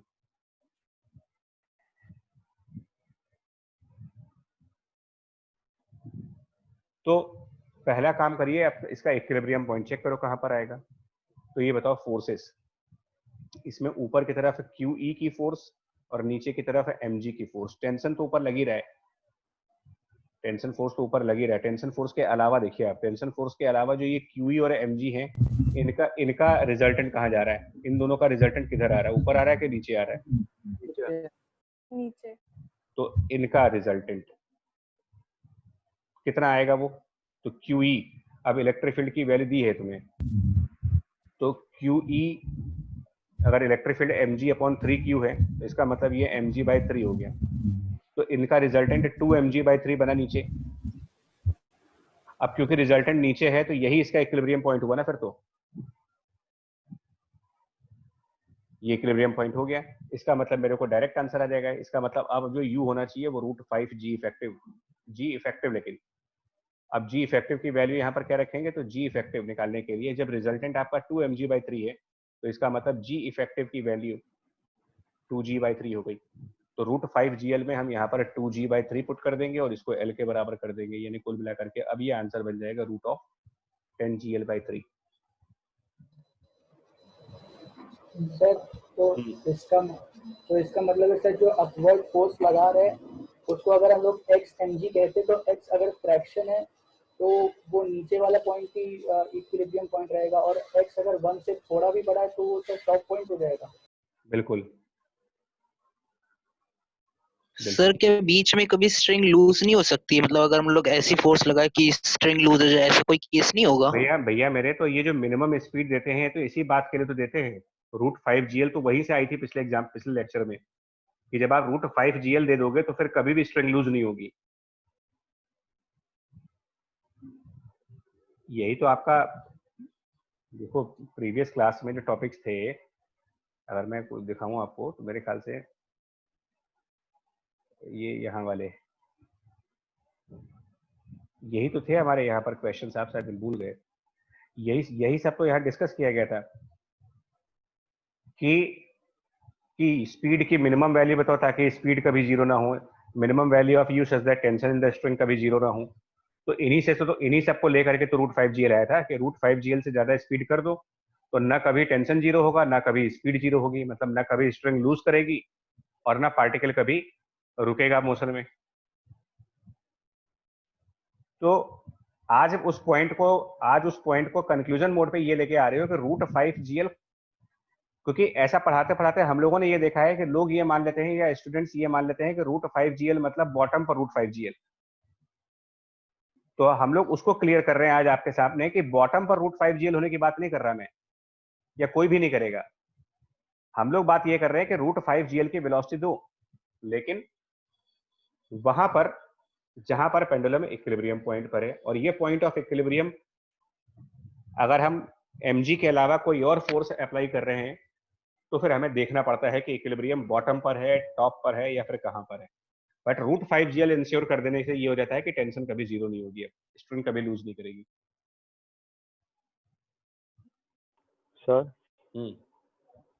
सर अगर पेंडुलम है वो नीचे की तरफ एक्सेलरेट कर रहा है तो डिफरेंट एक्सेलरेशन पे भी मतलब इक्विलिब्रियम पोजीशन चेंज हो जाएंगे उसकी, जितना एक्सेलरेशन देंगे उस हिसाब से। नहीं, पेंडुलम एक्सेलरेट कर रहा है कि उसका पॉइंट ऑफ सस्पेंशन एक्सेलरेट कर रहा है? सर पूरा पेंडुलम, सस्पेंशन भी नहीं, हाँ सस्पेंशन। तो पेंडुलम अगर का पॉइंट ऑफ सस्पेंशन नीचे एक्सेलरेट कर रहा है तो फिर इसका स्यूडो फोर्स ऊपर लगेगा।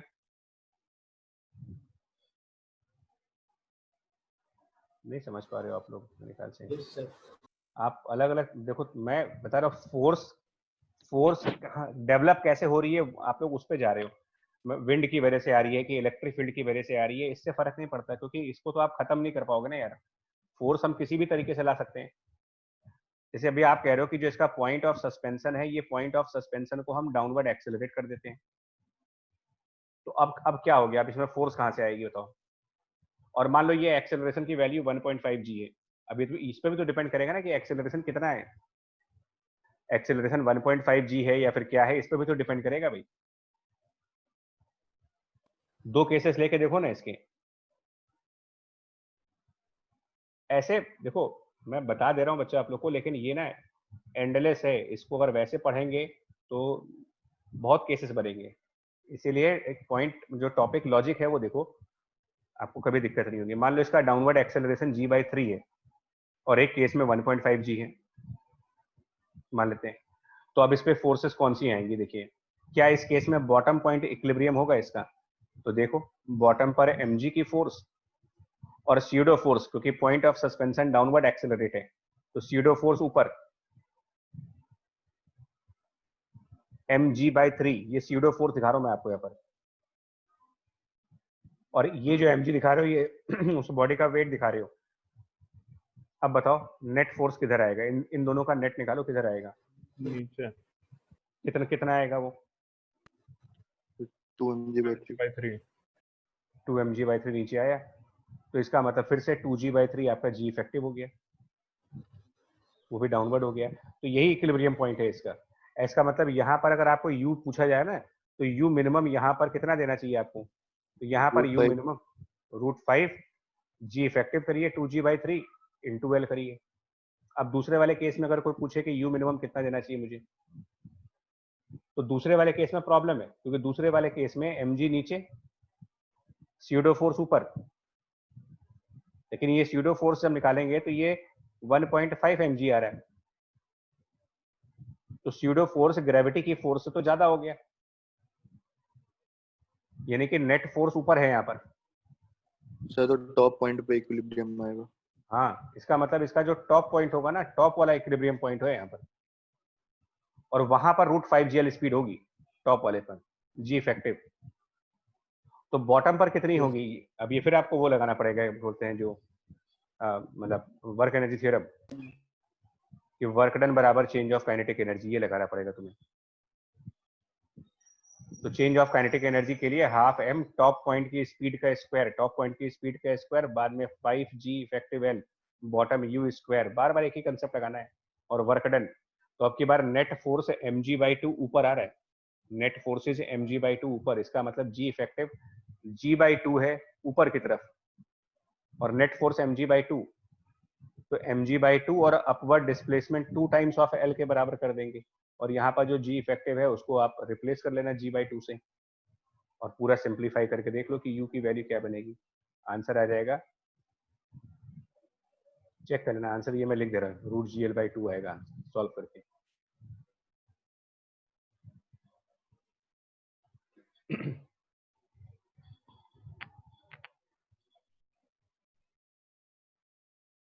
बोलो भाई।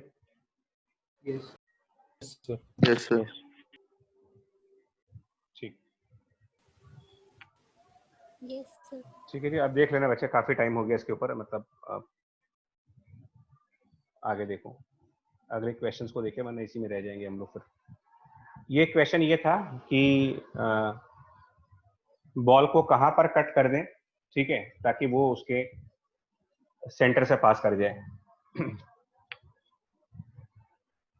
तो बॉल को कट करने का मतलब बेसिकली टेंशन फोर्स को जीरो करने का है, कि किसी जगह पर जाकर के आपने स्ट्रिंग काट दी और वो बॉल प्रोजेक्टाइल करके यहाँ पर जाए। तो इसको वैसे किया था हम लोगों ने प्रीवियस क्लास में किया था हम लोगों ने। ये थीटा एंगल है, तो इस फिगर में देखो, इसमें क्या करो आप, ये मान लो कि ऊपर से ये अल्फा एंगल बन रहा है, और जहां से स्ट्रिंग को कट किया है यहाँ पर वेलोसिटी इसकी v है, जिस पॉइंट पर स्ट्रिंग कट किया था उस पॉइंट पर v वेलोसिटी है। तो पहले तो ये v निकालना होगा हमको, है ना, ये v निकालना होगा, और स्ट्रिंग कट करने का मतलब यहाँ पर टेंशन फोर्स जीरो हो रही है, इस पॉइंट पर टेंशन फोर्स t की वैल्यू जीरो, तो इस समय सिर्फ mg की फोर्स लगेगी नीचे। कौन सा कंपोनेंट इस टाइम पर mg का सेंटर की तरफ जाएगा, mg का इस समय, इस mg का कौन सा कंपोनेंट जो है वो सर्किल के सेंटर की तरफ आएगा, अल्फा के फॉर्म में देखना होगा, तो आपको ये एंगल अल्फा है, तो cos अल्फा, तो mg cos अल्फा, उसको हम कर देंगे वो इस मोमेंट के लिए mv²/r है फॉर दिस मोमेंट। दूसरा ये v और टॉप पॉइंट की स्पीड और ये वाली v जहां पर स्ट्रिंग को काट रहे हैं, इन दोनों का रिलेशन, इनका रिलेशन एनर्जी कंजर्वेशन से आएगा। तो जहां पर स्ट्रिंग कट की गई है वहां पर v स्पीड है, तो वहां पर एनर्जी हो गई ½ mv², और जो टॉप मोस्ट पॉइंट है वहां पर वेलोसिटी का स्क्वायर करो, ½ m√gr का स्क्वायर rg, और प्लस पोटेंशियल एनर्जी। हम क्या कर रहे हैं, जहां पर स्ट्रिंग को कट किया जा रहा है इसी को रेफरेंस मान लेते हैं, तो पोटेंशियल एनर्जी यहाँ जीरो हो जाएगी, और टॉप पॉइंट पर जब जाएंगे तो टॉप पॉइंट पर kinetic energy plus top point की पोटेंशियल एनर्जी mg इंटू जिस पॉइंट पर स्ट्रिंग कट किया जा रहा है उससे हमारा टॉप पॉइंट कितनी हाइट पर है, height of the top point जहां से स्ट्रिंग को कट कर रहे हैं वहां से अगर देखा जाए तो ये r ब्रैकेट में 1 माइनस cos अल्फा, ये दूसरी इक्वेशन हो जाएगी। दो इक्वेशंस तो ये हो गई, हमें निकालना है अल्फा है, ध्यान देना है। अब क्या करेंगे देखो, इसके बाद ये प्रोजेक्टाइल वाला क्वेश्चन बन गया, तो इसके बाद क्या हुआ है, एक बॉडी एक तरीके से v स्पीड से चली जा रही है, और ये बॉडी हॉरिजॉन्टल से कितना एंगल बना रही है, ये एंगल अगर हम हॉरिजॉन्टल से देखें इसका, तो ये प्रूफ कर लेना, हॉरिजॉन्टल से जो ये एंगल बनेगा ना इसका, ये अल्फा ही बनेगा, और क्वेश्चन के हिसाब से ये बॉडी सेंटर से पास हुई है, सर्किल के सेंटर से। तो जहां से प्रोजेक्टाइल स्टार्ट हुआ था यहाँ पर हमने कोऑर्डिनेट एक्सिस बना लिया, y एक्सिस, और ये x एक्सिस, इसको कहा ये 0,0 है, और फिर हमने सेंटर के कोऑर्डिनेट लिखना स्टार्ट किए। तो सेंटर पॉइंट का ये डिस्टेंस आपको पता है कि ये r है,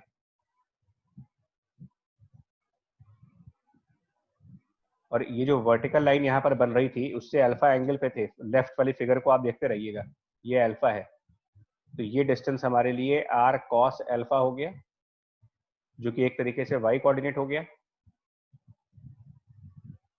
यानी कुल मिलाकर के सेंटर पॉइंट पर कोऑर्डिनेट लिखे जाएंगे, x कोऑर्डिनेट की वैल्यू बनेगी r sin अल्फा की, और y कोऑर्डिनेट की वैल्यू बनेगी -r sin अल्फा। समझ पा रहे हैं इस कोऑर्डिनेट को कैसे लिखा है मैंने? Yes sir. है ना, और इसके बाद क्या करेंगे, अब कोऑर्डिनेट लिखने के बाद क्या करेंगे, जो कोऑर्डिनेट लिखा है उसका पर्पस, ट्रैजेक्टरी इक्वेशन, हाँ, इसको हम उठा करके ट्रेजेक्टरी की इक्वेशन में डाल देंगे, जो था y = x tan थीटा की जगह tan alpha minus g x square divided by 2u²। अब u स्क्वायर की जगह ये v होगा जहां से प्रोजेक्टाइल चालू हो रहा है, तो यह v² और cos स्क्वायर अल्फा, इसमें x और y की वैल्यू पुट करेंगे। नेक्स्ट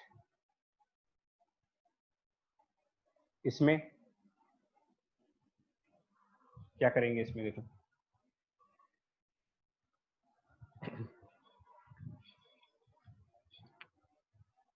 पहले तो ए पार्ट है, so that the sphere is release from the height below the peg, it will return to the height after the peg.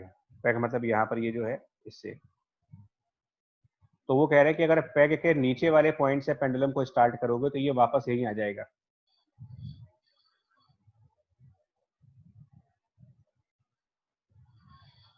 ये तो straight forward energy conservation से करिएगा इसको।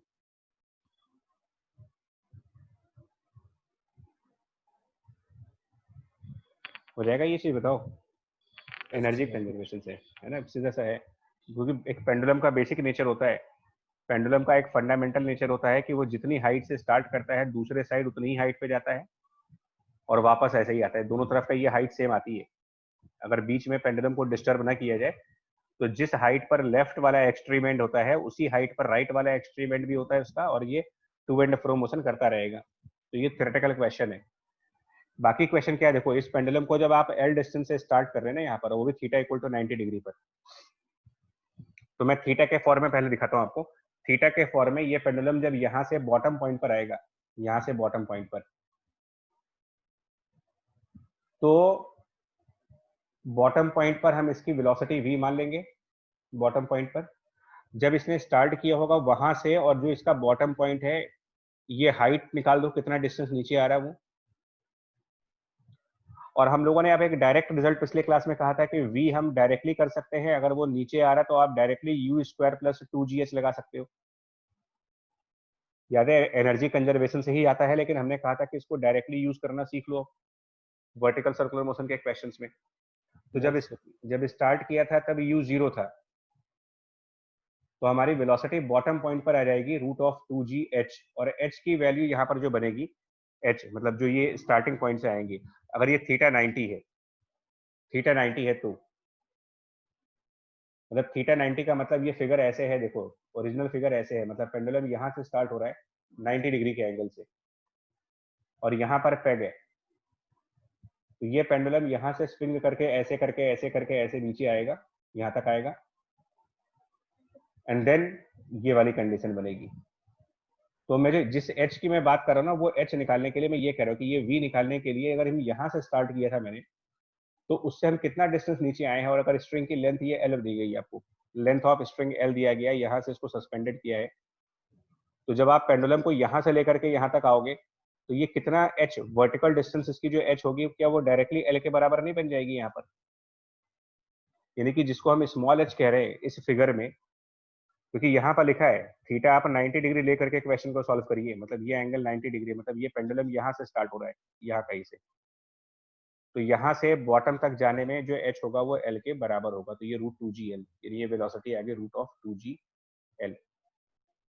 अब इसके बाद ये पेंडुलम जो है वो पेग के अराउंड रिवॉल्व करेगा, इसके बाद इसका मोशन पेग के अराउंड होगा, यानी ये ऐसे मूव करेगा, ऐसे मूव करेगा, तो इसके बाद का जो सर्कुलर मोशन है वो अराउंड दिस पेग होना है। तो इस पेग के अराउंड अगर आपको सर्कुलर मोशन करनी है और सर्कुलर मोशन कंप्लीट करना है अपना अराउंड दिस पेग, तो ये जो वेलोसिटी है ये √5g, लेकिन अगर हमको पेग के अराउंड सर्कुलर मोशन को कंप्लीट करना है तो हम रेडियस ऑफ पेग से देखेंगे, और ऊपर का ये डिस्टेंस d मेंशन्ड है, इसका मतलब ये डिस्टेंस l माइनस डी होगा, तो ये √5g ब्रैकेट में l माइनस डी। अब इसको जरा सिंप्लीफाई करके देखो d कितना आता है इसके हिसाब से।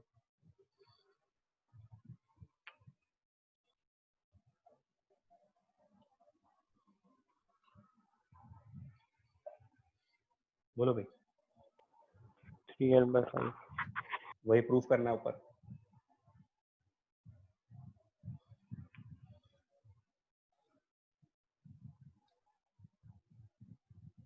Yes sir.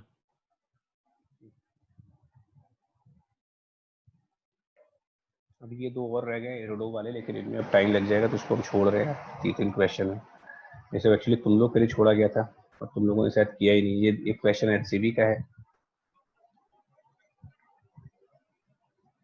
जिसको हम बाद में डिस्कस कर लेंगे। थोड़ा सा 15-20 मिनट का टॉपिक पावर बचा है, इसको कंप्लीट कर दें। सो पावर में पहले तो डेफिनेशन है इसकी यार, ये time rate of energy transfer is the power. More important generalize definition है, time rate of energy transfer, d/dt power बोल रहे हो आप इन जनरल। अब एनर्जी ट्रांसफर करने के तरीके बहुत सारे हैं। कौन कौन से तरीके हैं जिससे एनर्जी को ट्रांसफर किया जा सकता है? मेथड ऑफ एनर्जी ट्रांसफर अगर पूछा जाए तो मेथड ऑफ एनर्जी ट्रांसफर में कौन कौन से तरीके हैं वो देखो आप। तो मेथड ऑफ एनर्जी ट्रांसफर में एक मेथड वर्क का है, एक मेथड हीट का है, एक मेथड वेव का है, एक मेथड इलेक्ट्रिसिटी का है। कई तरीके के हैं। और पावर का कंसेप्ट तो हर एक चैप्टर में आता है। इलेक्ट्रिसिटी में पावर ऑफ रेजिस्टेंस पढ़ते हो, एक रेजिस्टर की पावर। वेव में वेव की पावर और इंटेंसिटी पढ़ाई जाती है। हीट में सोर्सेस की पावर, रेडिएशन की पावर पढ़ाई जाती है। वर्क में पावर, यानी कि पावर एक जनरलाइज कंसेप्ट है। इन सारी ब्रांचेस में पावर आएगी, अलग अलग फॉर्मूले से अलग अलग उसका मीनिंग होता है। इन जनरल पावर का मतलब सिर्फ इतना है कि आप एनर्जी को चाहे वर्क बना करके ट्रांसफर करिए, एनर्जी को हीट के फॉर्म में ट्रांसफर करो, एनर्जी को वेव के फॉर्म में ट्रांसफर करो, चाहे एनर्जी को आप इलेक्ट्रिसिटी के फॉर्म में ट्रांसफर करो। एनर्जी अगर ट्रांसफर कर रहे हो तो जिस रेट पर इस ट्रांसफर को किया जा रहा है वही उसका पावर है, d/dt। इस चैप्टर में क्योंकि हम लोग कोई हीट की बात नहीं करने वाले, इसमें वेव की बात नहीं होगी, इसमें इलेक्ट्रिसिटी की बात नहीं होगी, तो यहाँ पर बात सिर्फ वर्क की होती है। इसीलिए d/dt को रिप्लेस करके हम dw/dt भी कर सकते हैं। बट ये सिर्फ इस चैप्टर के लिए। Power is the rate of work done, आप लोगों ने यही डेफिनेशन पढ़ी है, power of rate of work done. But real में पावर की जो डेफिनेशन है वो रेट ऑफ वर्क डन से ज्यादा इंपॉर्टेंट है, rate of transfer of energy. तो अगर आप वेव के चैप्टर में हो तो rate of energy transfer in the form of wave, electricity के फॉर्म में हो तो rate of energy transfer in the form of current, heat के फॉर्म में है तो rate of energy transfer in the form of heat, और work के फॉर्म में है तब आप कह दो rate of work done is the power, dw/dt, instantaneous power. और उस इंस्टेंटेनियस पावर को हम लोग ये भी कह सकते हैं कभी कभी फोर्स और वेलोसिटी का डॉट प्रोडक्ट, यानी कि F.V। ये पेज पे सिर्फ फॉर्मूले हैं और बड़ा सिंपल सा फॉर्मूला है, इसमें कोई लॉजिकल पोर्शन नहीं है। पहला पोर्शन आपका डेफिनेशन है, जनरलाइज डेफिनेशन। इसके बाद लिखा है we will focus on work as the energy transfer method in this discussion. मतलब अभी जो चैप्टर है वहां पर वर्क की बात की जाएगी, but keep in mind that the above expression of the power is valid for any means of energy transfer. मतलब क्योंकि पावर का फॉर्मूला पूरी फिजिक्स में आता ही रहेगा, आपको हमेशा आएगा ये। जैसे ही वेव पढ़ाएंगे आपको साउंड की पावर आ जाएगी, इलेक्ट्रिसिटी की पावर आ जाएगी, लाइट की पावर, इंटेंसिटी आ जाएगी। इंटरफेरेंस पढ़ोगे तो वहां पर पावर का कंसेप्ट है। तो पावर कोई ऐसा नहीं है कि यहाँ पढ़ करके खत्म होने वाला है, पावर अब इसके आगे से हमेशा चलेगा आपका।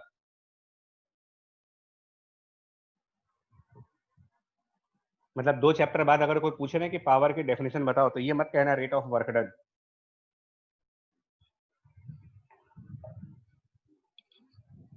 तो ये 2-3 फॉर्मूले ध्यान रखो यार। एक तो power is equals to dw/dt, मतलब रेट ऑफ वर्क डन, या फिर फोर्स डॉट वेलोसिटी, या एवरेज पावर निकालनी है अगर आपको तो वर्क डिवाइडेड बाय टाइम। ये 3 कंसेप्ट्स इस चैप्टर के लिए।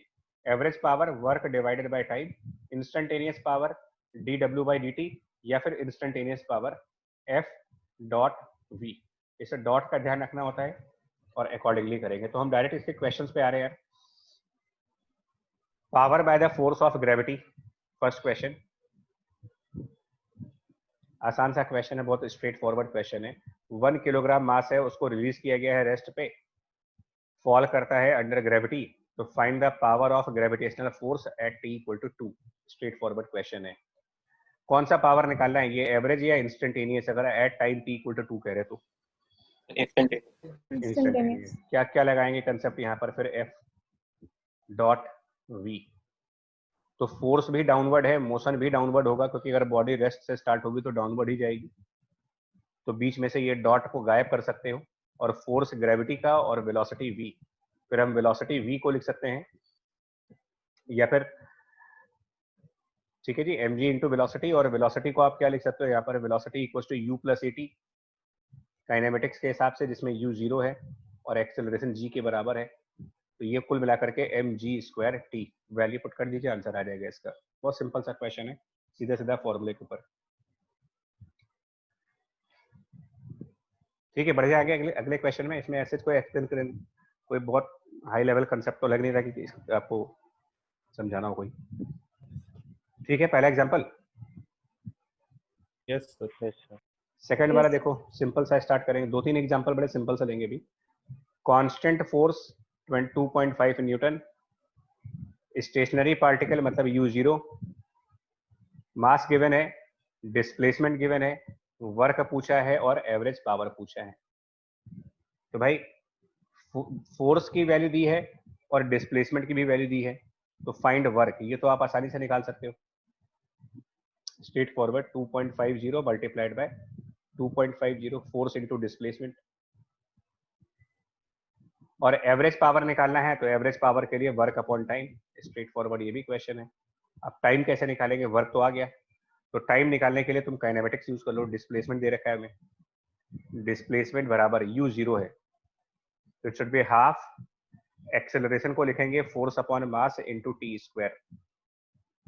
अब क्वेश्चन में तुमको डिस्प्लेसमेंट भी दे रखा है, ठीक है, 2.50 डिस्प्लेसमेंट गिवन है, फोर्स गिवन है, मास गिवन है, टाइम कैलकुलेट कर लो, और टाइम जब कैलकुलेट हो जाए तो यहाँ पर ले आना और एवरेज पावर आ जाएगा इसका।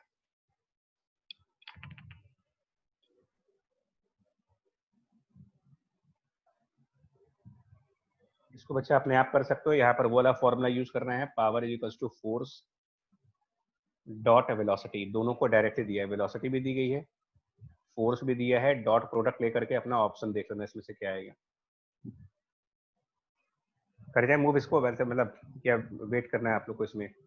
सर कर लेंगे। हाँ, अगला देखो स्टेट, इसमें भी फोर्स गिवन है a into sine omega T plus cos omega T J cap, particle initially at rest है, और इंस्टेंटेनियस पावर। ठीक है, तो इसके अंदर भी power is equal to force into velocity लगाएंगे। अब हम इसमें क्या करेंगे, फोर्स हम इसमें m से मल्टीप्लाई करके और नीचे m से डिवाइड कर देंगे, और m इंटू वी हमारे लिए मोमेंटम हो जाएगा, और यहाँ पर हम न्यूटन सेकंड लॉ यूज करेंगे, that force is rate of change of momentum dp by dt, force equals to dp by dt लगाओ। ठीक है जी, तो इसको हम मतलब dp को कह सकते हैं कि it is force into dt integrate करके, तो जो m इंटू वी है ये मोमेंटम आ जाएगा, इसलिए momentum is equals to integration of f dt। तो कुल मिलाकर के यहाँ f अपॉन m लिख देंगे, और ये इंटीग्रेशन में f dt की वैल्यू होगी 0 से लेकर के, ठीक है, और टाइम t तक। तो एक बार वैसे देख लो, f अपॉन m करोगे ना, तो f अपॉन m का मतलब हो जाएगा a अपॉन m, और ये बन जाएगा sine omega T I cap plus cos omega T J cap. ये f की वैल्यू बन गई f अपॉन m, बीच में डॉट प्रोडक्ट होता है इसमें, तो भूल जाएंगे तो डॉट रहेगा बीच में, एंड डॉट प्रोडक्ट।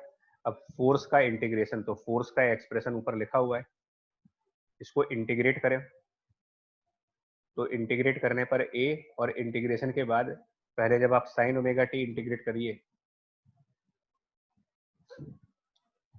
क्या बन जाएगा वो, साइन ओमेगा टी अगर इंटीग्रेट करते हैं तो 1 by omega minus cos omega T.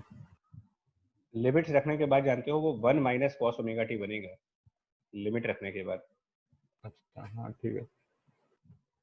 और दूसरा फैक्टर जो हमारा है कॉस ओमेगा टी, ये इंटीग्रेट होगा तो ये साइन ओमेगा टी बन जाएगा, और फिर अब डॉट प्रोडक्ट भी है यहाँ पर, तो आगे प्रोसीड कर लेना। इधर भी आई कैप जे कैप के फॉर्म में, इधर भी आई कैप जे कैप के फॉर्म में, और बीच में डॉट लगाए।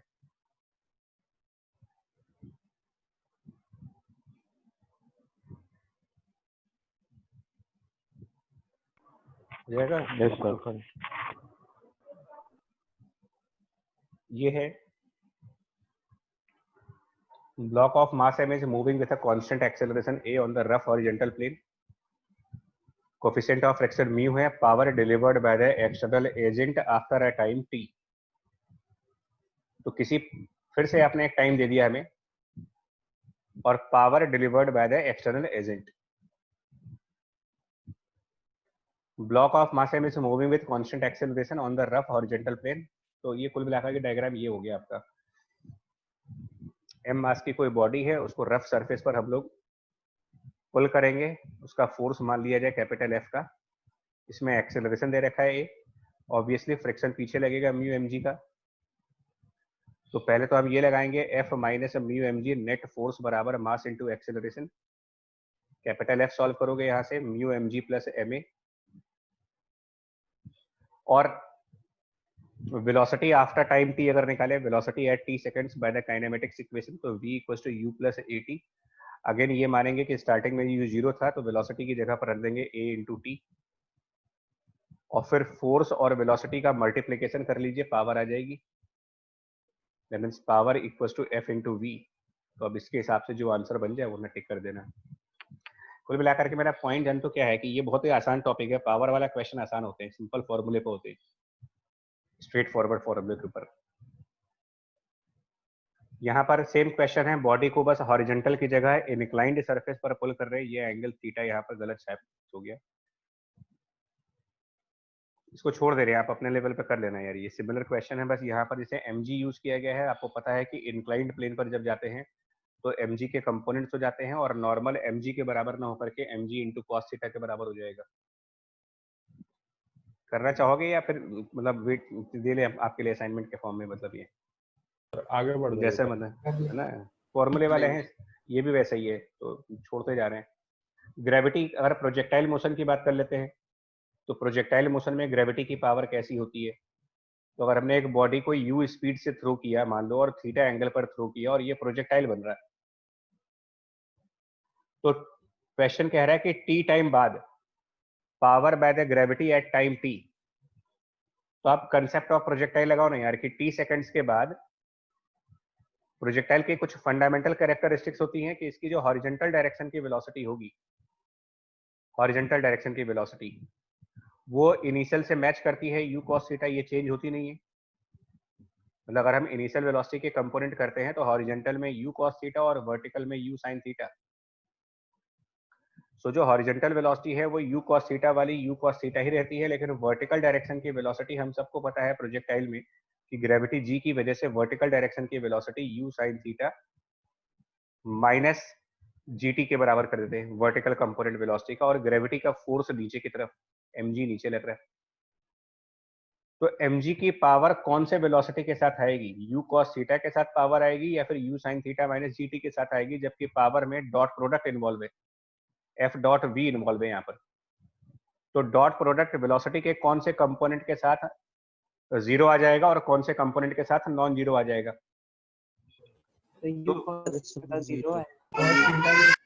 क्योंकि mg और u cos थीटा एक दूसरे के परपेंडिकुलर है, तो इनकी वजह से तो डॉट प्रोडक्ट जीरो आ जाएगा, और mg और u sin theta minus gt एक दूसरे के अपोजिट है.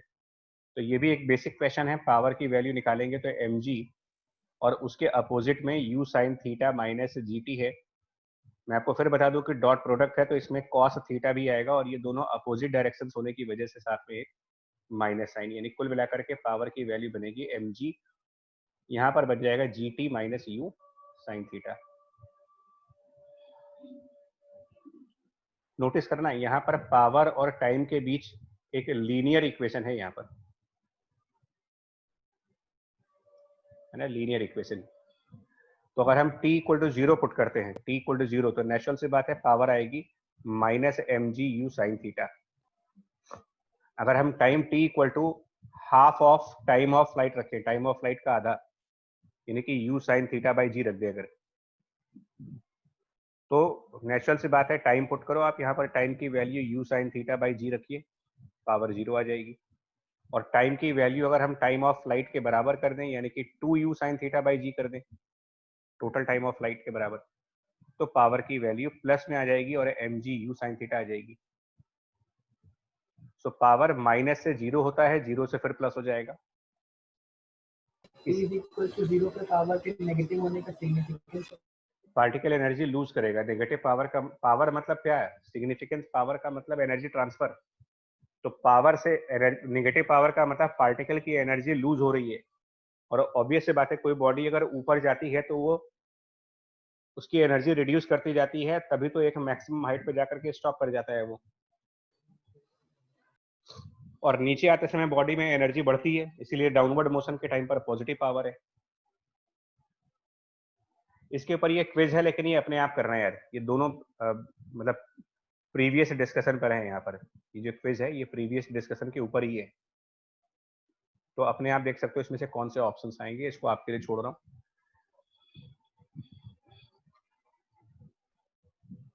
ये सब सेल्फ करने वाले क्वेश्चंस हैं। ये भी यहाँ पे करेंगे। देखो, motion under constant power, constant force नहीं, कांस्टेंट पावर। तो automobile of mass m accelerates from rest u0 हो गया, while the engine supplies constant power capital P। तो पहला क्वेश्चन तो है कि velocity is given as a function of time, इतना ये प्रूफ करना है आपको। तो power rate of work done, definition लगाओ, यानी कि वर्क डन बराबर पावर इंटू dt, इंटीग्रेट कर दीजिए। तो इसका मतलब वर्क डन की वैल्यू मिल जाएगी पावर मल्टीप्लाइड बाय टाइम, और वर्क डन बराबर चेंज ऑफ काइनेटिक एनर्जी भी है। So power into time should be equal to change of kinetic energy, implies P into T equal to, और initially वो rest पे है तो change of kinetic energy simple सा half m v square हो जाएगा। यहाँ से फर्स्ट रिजल्ट आ रहेगा v equal to 2 times P T divided by m का स्क्वायर रूट, ये v आ जाएगा ए पार्ट। और b पार्ट में हम सिंपली क्या करेंगे, v को रख देंगे ds अपॉन dt। तो ds by dt equal to root of 2pt divided by m, dt को इधर ले जा करके इंटीग्रेट कर दो, b पार्ट भी आ जाएगा इसमें।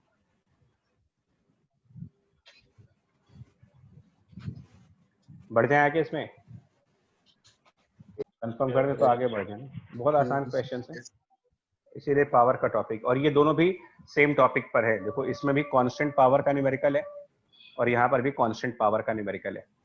तो ये बेसिकली ना, ये जो प्रीवियस में यहाँ पर डिस्कस कर रहे हैं ए और बी पार्ट्स, इन्हीं ये सब्जेक्टिव है और इसी का ऑब्जेक्टिव क्वेश्चन है, इसी के ऊपर ऑब्जेक्टिव है। तो वो आपके लिए क्विज के फॉर्म में छोड़ दे रहे हैं कि आप देख लो इसमें से कौन सा आंसर आएगा। और power by the engine of car, एक ये थोड़ा सा ये इंपॉर्टेंट हो जाता है, power by the engine of car ये कैसे होगा। तो देखो इसमें क्या कह रहे हैं, तब तक आप क्वेश्चन को रीड करें, जब तक डायग्राम बनना तब तक आप क्वेश्चन को रीड करें। तो ये क्या कहना चाह रहे हैं इसमें, देखो कि ये जो कार है, मान लो इसका m मास की कार है, इसका मोशन फॉरवर्ड डायरेक्शन में है, कार की मोशन फॉरवर्ड डायरेक्शन में v स्पीड से है, और ये एक्सेलरेट भी कर रही है यहाँ पर, लेकिन साथ में ना एक बैकवर्ड डायरेक्शन में रेजिस्टेंस काम कर रहा है। इस पे क्वेश्चन में सब कुछ लिखा हुआ है, रेजिस्टेंस बैकवर्ड डायरेक्शन में कैपिटल R। तो इसका इंजन ये find the rate at which the engine of car will be doing work, यानी पावर एक तरीके से।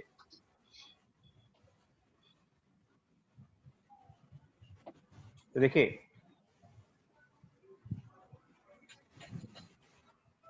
देखो, पावर ऑफ इंजन का मतलब क्या हुआ ना, पावर ऑफ इंजन का मतलब d upon dt of energy by engine. अब ये बताओ कि यहाँ पर जो एनर्जी इंजन से आएगी वो कहाँ जाएगी, एनर्जी बाय द इंजन कहाँ पे जा रही होगी? काइनेटिक एनर्जी, मतलब काइनेटिक एनर्जी पर रेजिस्टेंस अपोज करनी। तो एनर्जी बाय इंजन, इंजन से जो एनर्जी आई है बिल्कुल, वो एक तो कार के काइनेटिक एनर्जी में जाएगी, प्लस रेजिस्टेंस को ओवरकम करने में नहीं जाएगी। दैट मीन्स तो एनर्जी टू ओवरकम रेजिस्टेंस।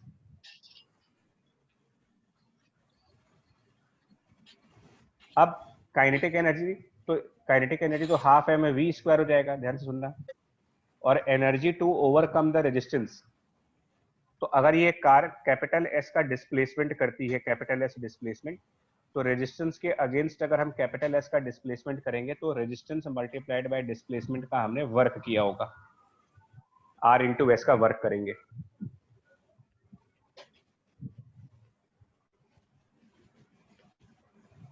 आई बात समझ में? ये बोलो। Yes sir. अब इसका डी बाई डी टी करना है आपको, मतलब इसका डी बाई डी टी करना है। तो D by D T of this term half M V square plus resistance into displacement, इसका डी बाई डी टी क्या बनेगा देखो। तो power of engine will be, अगर हम इसका डी बाई डी टी करें तो देखो ये half M V square differentiate करोगे तो 2v into D V by D T plus R into D S by D T, और 2 cancel, D S by D T velocity हो जाएगी।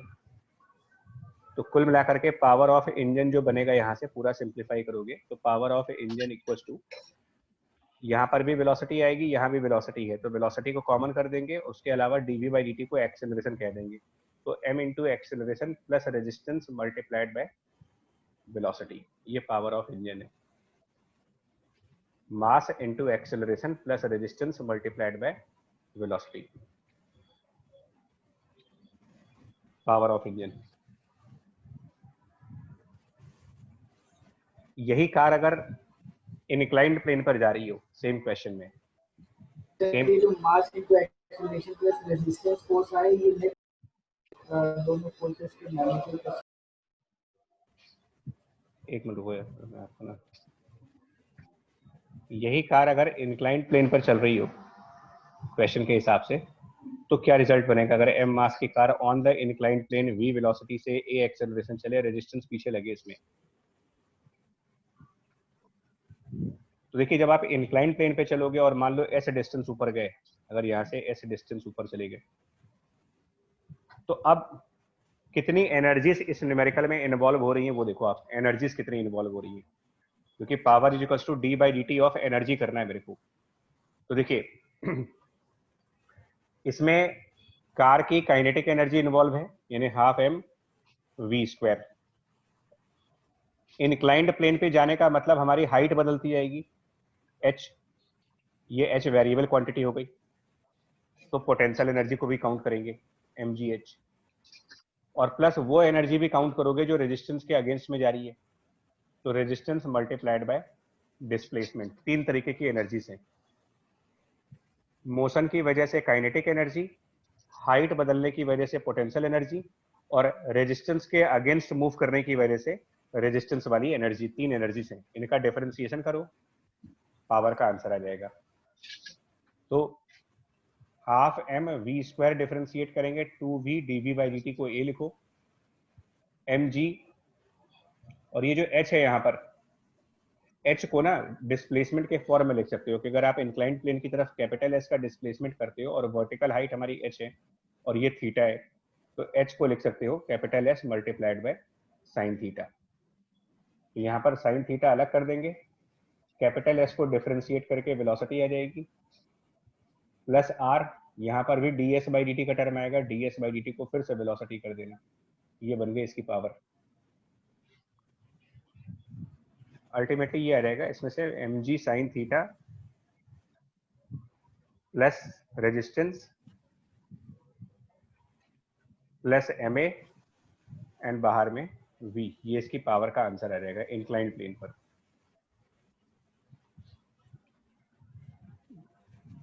इसके ऊपर एक क्वेश्चंस हैं, इसको छोड़ दे रहे हैं, उसी के ऊपर क्वेश्चन है, मतलब पावर ऑफ इंजन जो पढ़ाया आपको पीछे उसी का क्वेश्चन है। हाँ जी बताओ सर। वो आरवी माइनस आरवी सर क्यों नहीं है सर? क्योंकि दोनों के बीच का एंगल तो 180 है और एफ डॉट वी होता तो कॉस 180 तो नहीं। मैं वर्क इंजन का निकाल रहा हूँ कि रेजिस्टेंस के अगेंस्ट में इंजन खींच रही है, तो इंजन तो पॉजिटिव वर्क करेगा ना यार, एनर्जी बाय इंजन निकाल रहे हो, वर्क बाय इंजन, तो रेजिस्टेंस तो पीछे लग रहा है।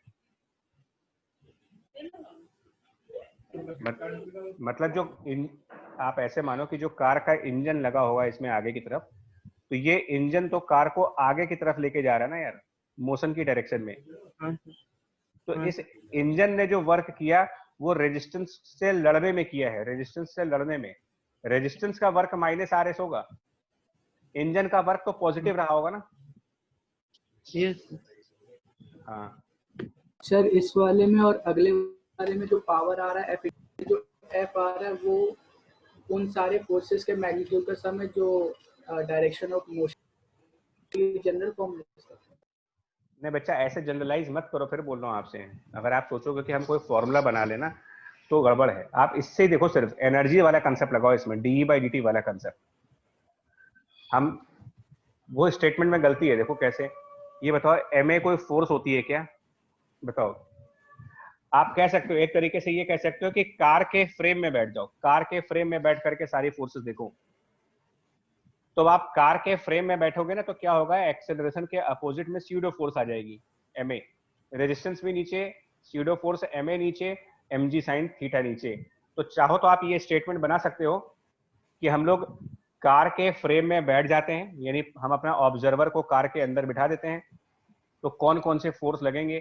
तो M G sine theta, resistance और स्यूडो फोर्स का एम ए। तो तीनों फोर्स ऐड करके और वेलोसिटी से मल्टीप्लाई कर दो। ये याद करने के लिए ठीक है, बट लॉजिकली सही नहीं है। मतलब कहीं से याद तो कर सकते हो ऐसे।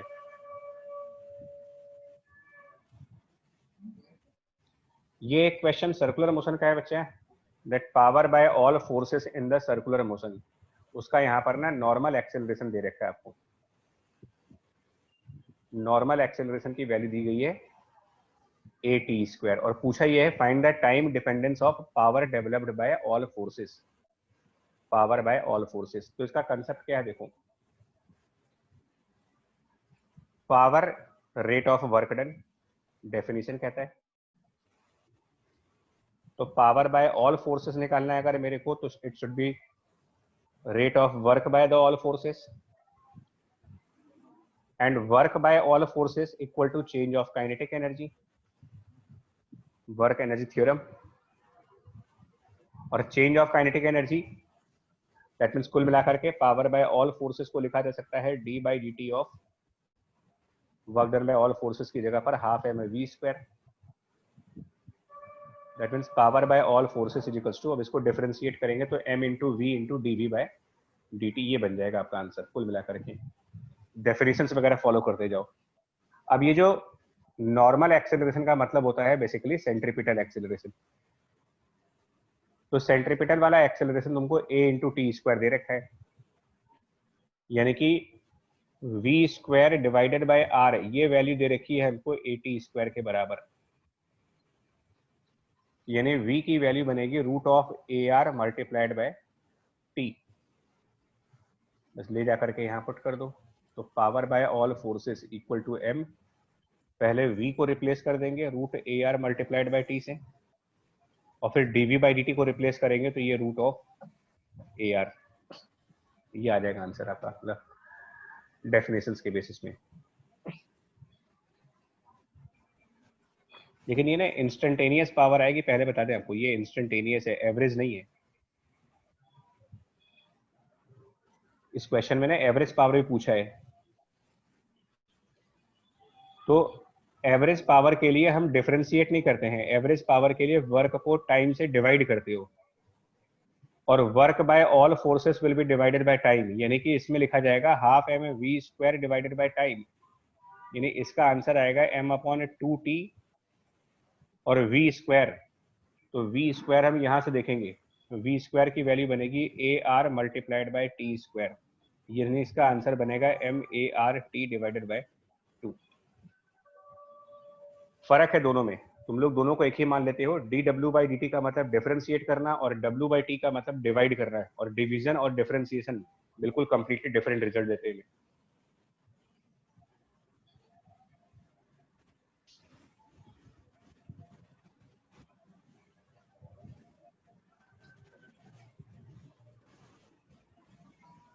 एक ये भी करा दे रहे, बस फाइनल खत्म हो जाएगा। मोटर पंप का देख लो यार, power by the motor pump. तो यार ये पंप जो है ना क्या कर रहा है, pump on the ground floor of building can pump up water to fill a tank. Tank की फिलिंग हो रही है, टैंक का वॉल्यूम 30 मीटर क्यूब है, 30 मीटर क्यूब। 15 मिनट में टैंक को भरा जा रहा है। टैंक 40 मीटर की हाइट पर है और पंप की एफिशिएंसी 30% की है। तो how much electrical power is consumed by the pump. तो देखो लेट इलेक्ट्रिकल पावर ऐसे मानेंगे कि let electrical power equals to capital P। तो इसमें से मैकेनिकल पावर में कितना कन्वर्ट होगा, क्योंकि मोटर के बारे में आप यही पढ़ते हो, motor converts electrical energy into the mechanical energy. तो कन्वर्टेड मैकेनिकल पावर कितनी होगी इसमें से, converted mechanical power bye motor अगर निकालना हो तो वो मोटर के बारे में एफिशिएंसी दे रखी है, principle of motor conversion of electrical energy into the mechanical energy 30% efficiency है। तो जितनी इलेक्ट्रिकल एनर्जी है उसमें से 30% यानी कि 0.3 इंटू P ये कन्वर्ट करो उसका मैकेनिकल एनर्जी में। और यहां पर वर्क क्या किया जा रहा है, मतलब यहां पर what is work being done by the motor अगर पूछे तो the work which is being done by motor में लिफ्टिंग ऑफ वाटर यहां पर कर रहे हो, पानी उठाने का काम कर रहे हैं मोटर के थ्रू। तो हम ये भी तो कह सकते हैं ना कि जो ये 0.3 इंटू P है it should be the rate of work done, it should be d/dt of work by motor. Definition के हिसाब से power equals to work done, rate of work done, and it should be d/dt of motor जो काम कर रहा है वो पानी को लिफ्ट करने का कर रहा है, तो पानी को लिफ्ट करने में जो वर्क लगेगा वो mgh का लगेगा।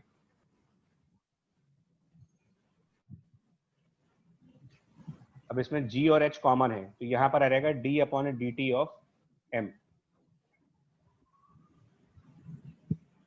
और m को रखेंगे यहां पर, मास को रखेंगे तो मास यहां पर आएगा वॉल्यूम इंटू डेंसिटी। मास को वॉल्यूम इंटू डेंसिटी कर दीजिए, इसमें डेंसिटी को बाहर ले आओ तो 0.3 P equal to GH into density, और यहां पर बचेगा dV/dt। dV/dt का मतलब कितना वॉल्यूम 1 सेकंड में भरेगा, और dV/dt यहां से मिल जाएगा तुमको 30 मीटर क्यूब 15 मिनट में फिल कर रहे हैं हम, 30 मीटर क्यूब 15 मिनट में। तो यहां से मालूम चल जाएगा dV/dt की value 30 metre cube divided by time जो कि 15 मिनट है, तो 15 इंटू 60 है, सेकेंड्स में कन्वर्ट करके ये हमारे dV/dt की वैल्यू है। बाकी सब डेटा दे रखा है इसके अंदर। 40 मीटर की हाइट यानी H गिवन है, G10 डेंसिटी वाटर का दिया नहीं है, बट वाटर की डेंसिटी एक नोन वैल्यू होती है ऑलमोस्ट 1000 किलोग्राम पर मीटर क्यूब। पावर कैलकुलेट करना है, इसको सॉल्व कर लो यहाँ पर, ये क्वेश्चन लगेगा इसमें।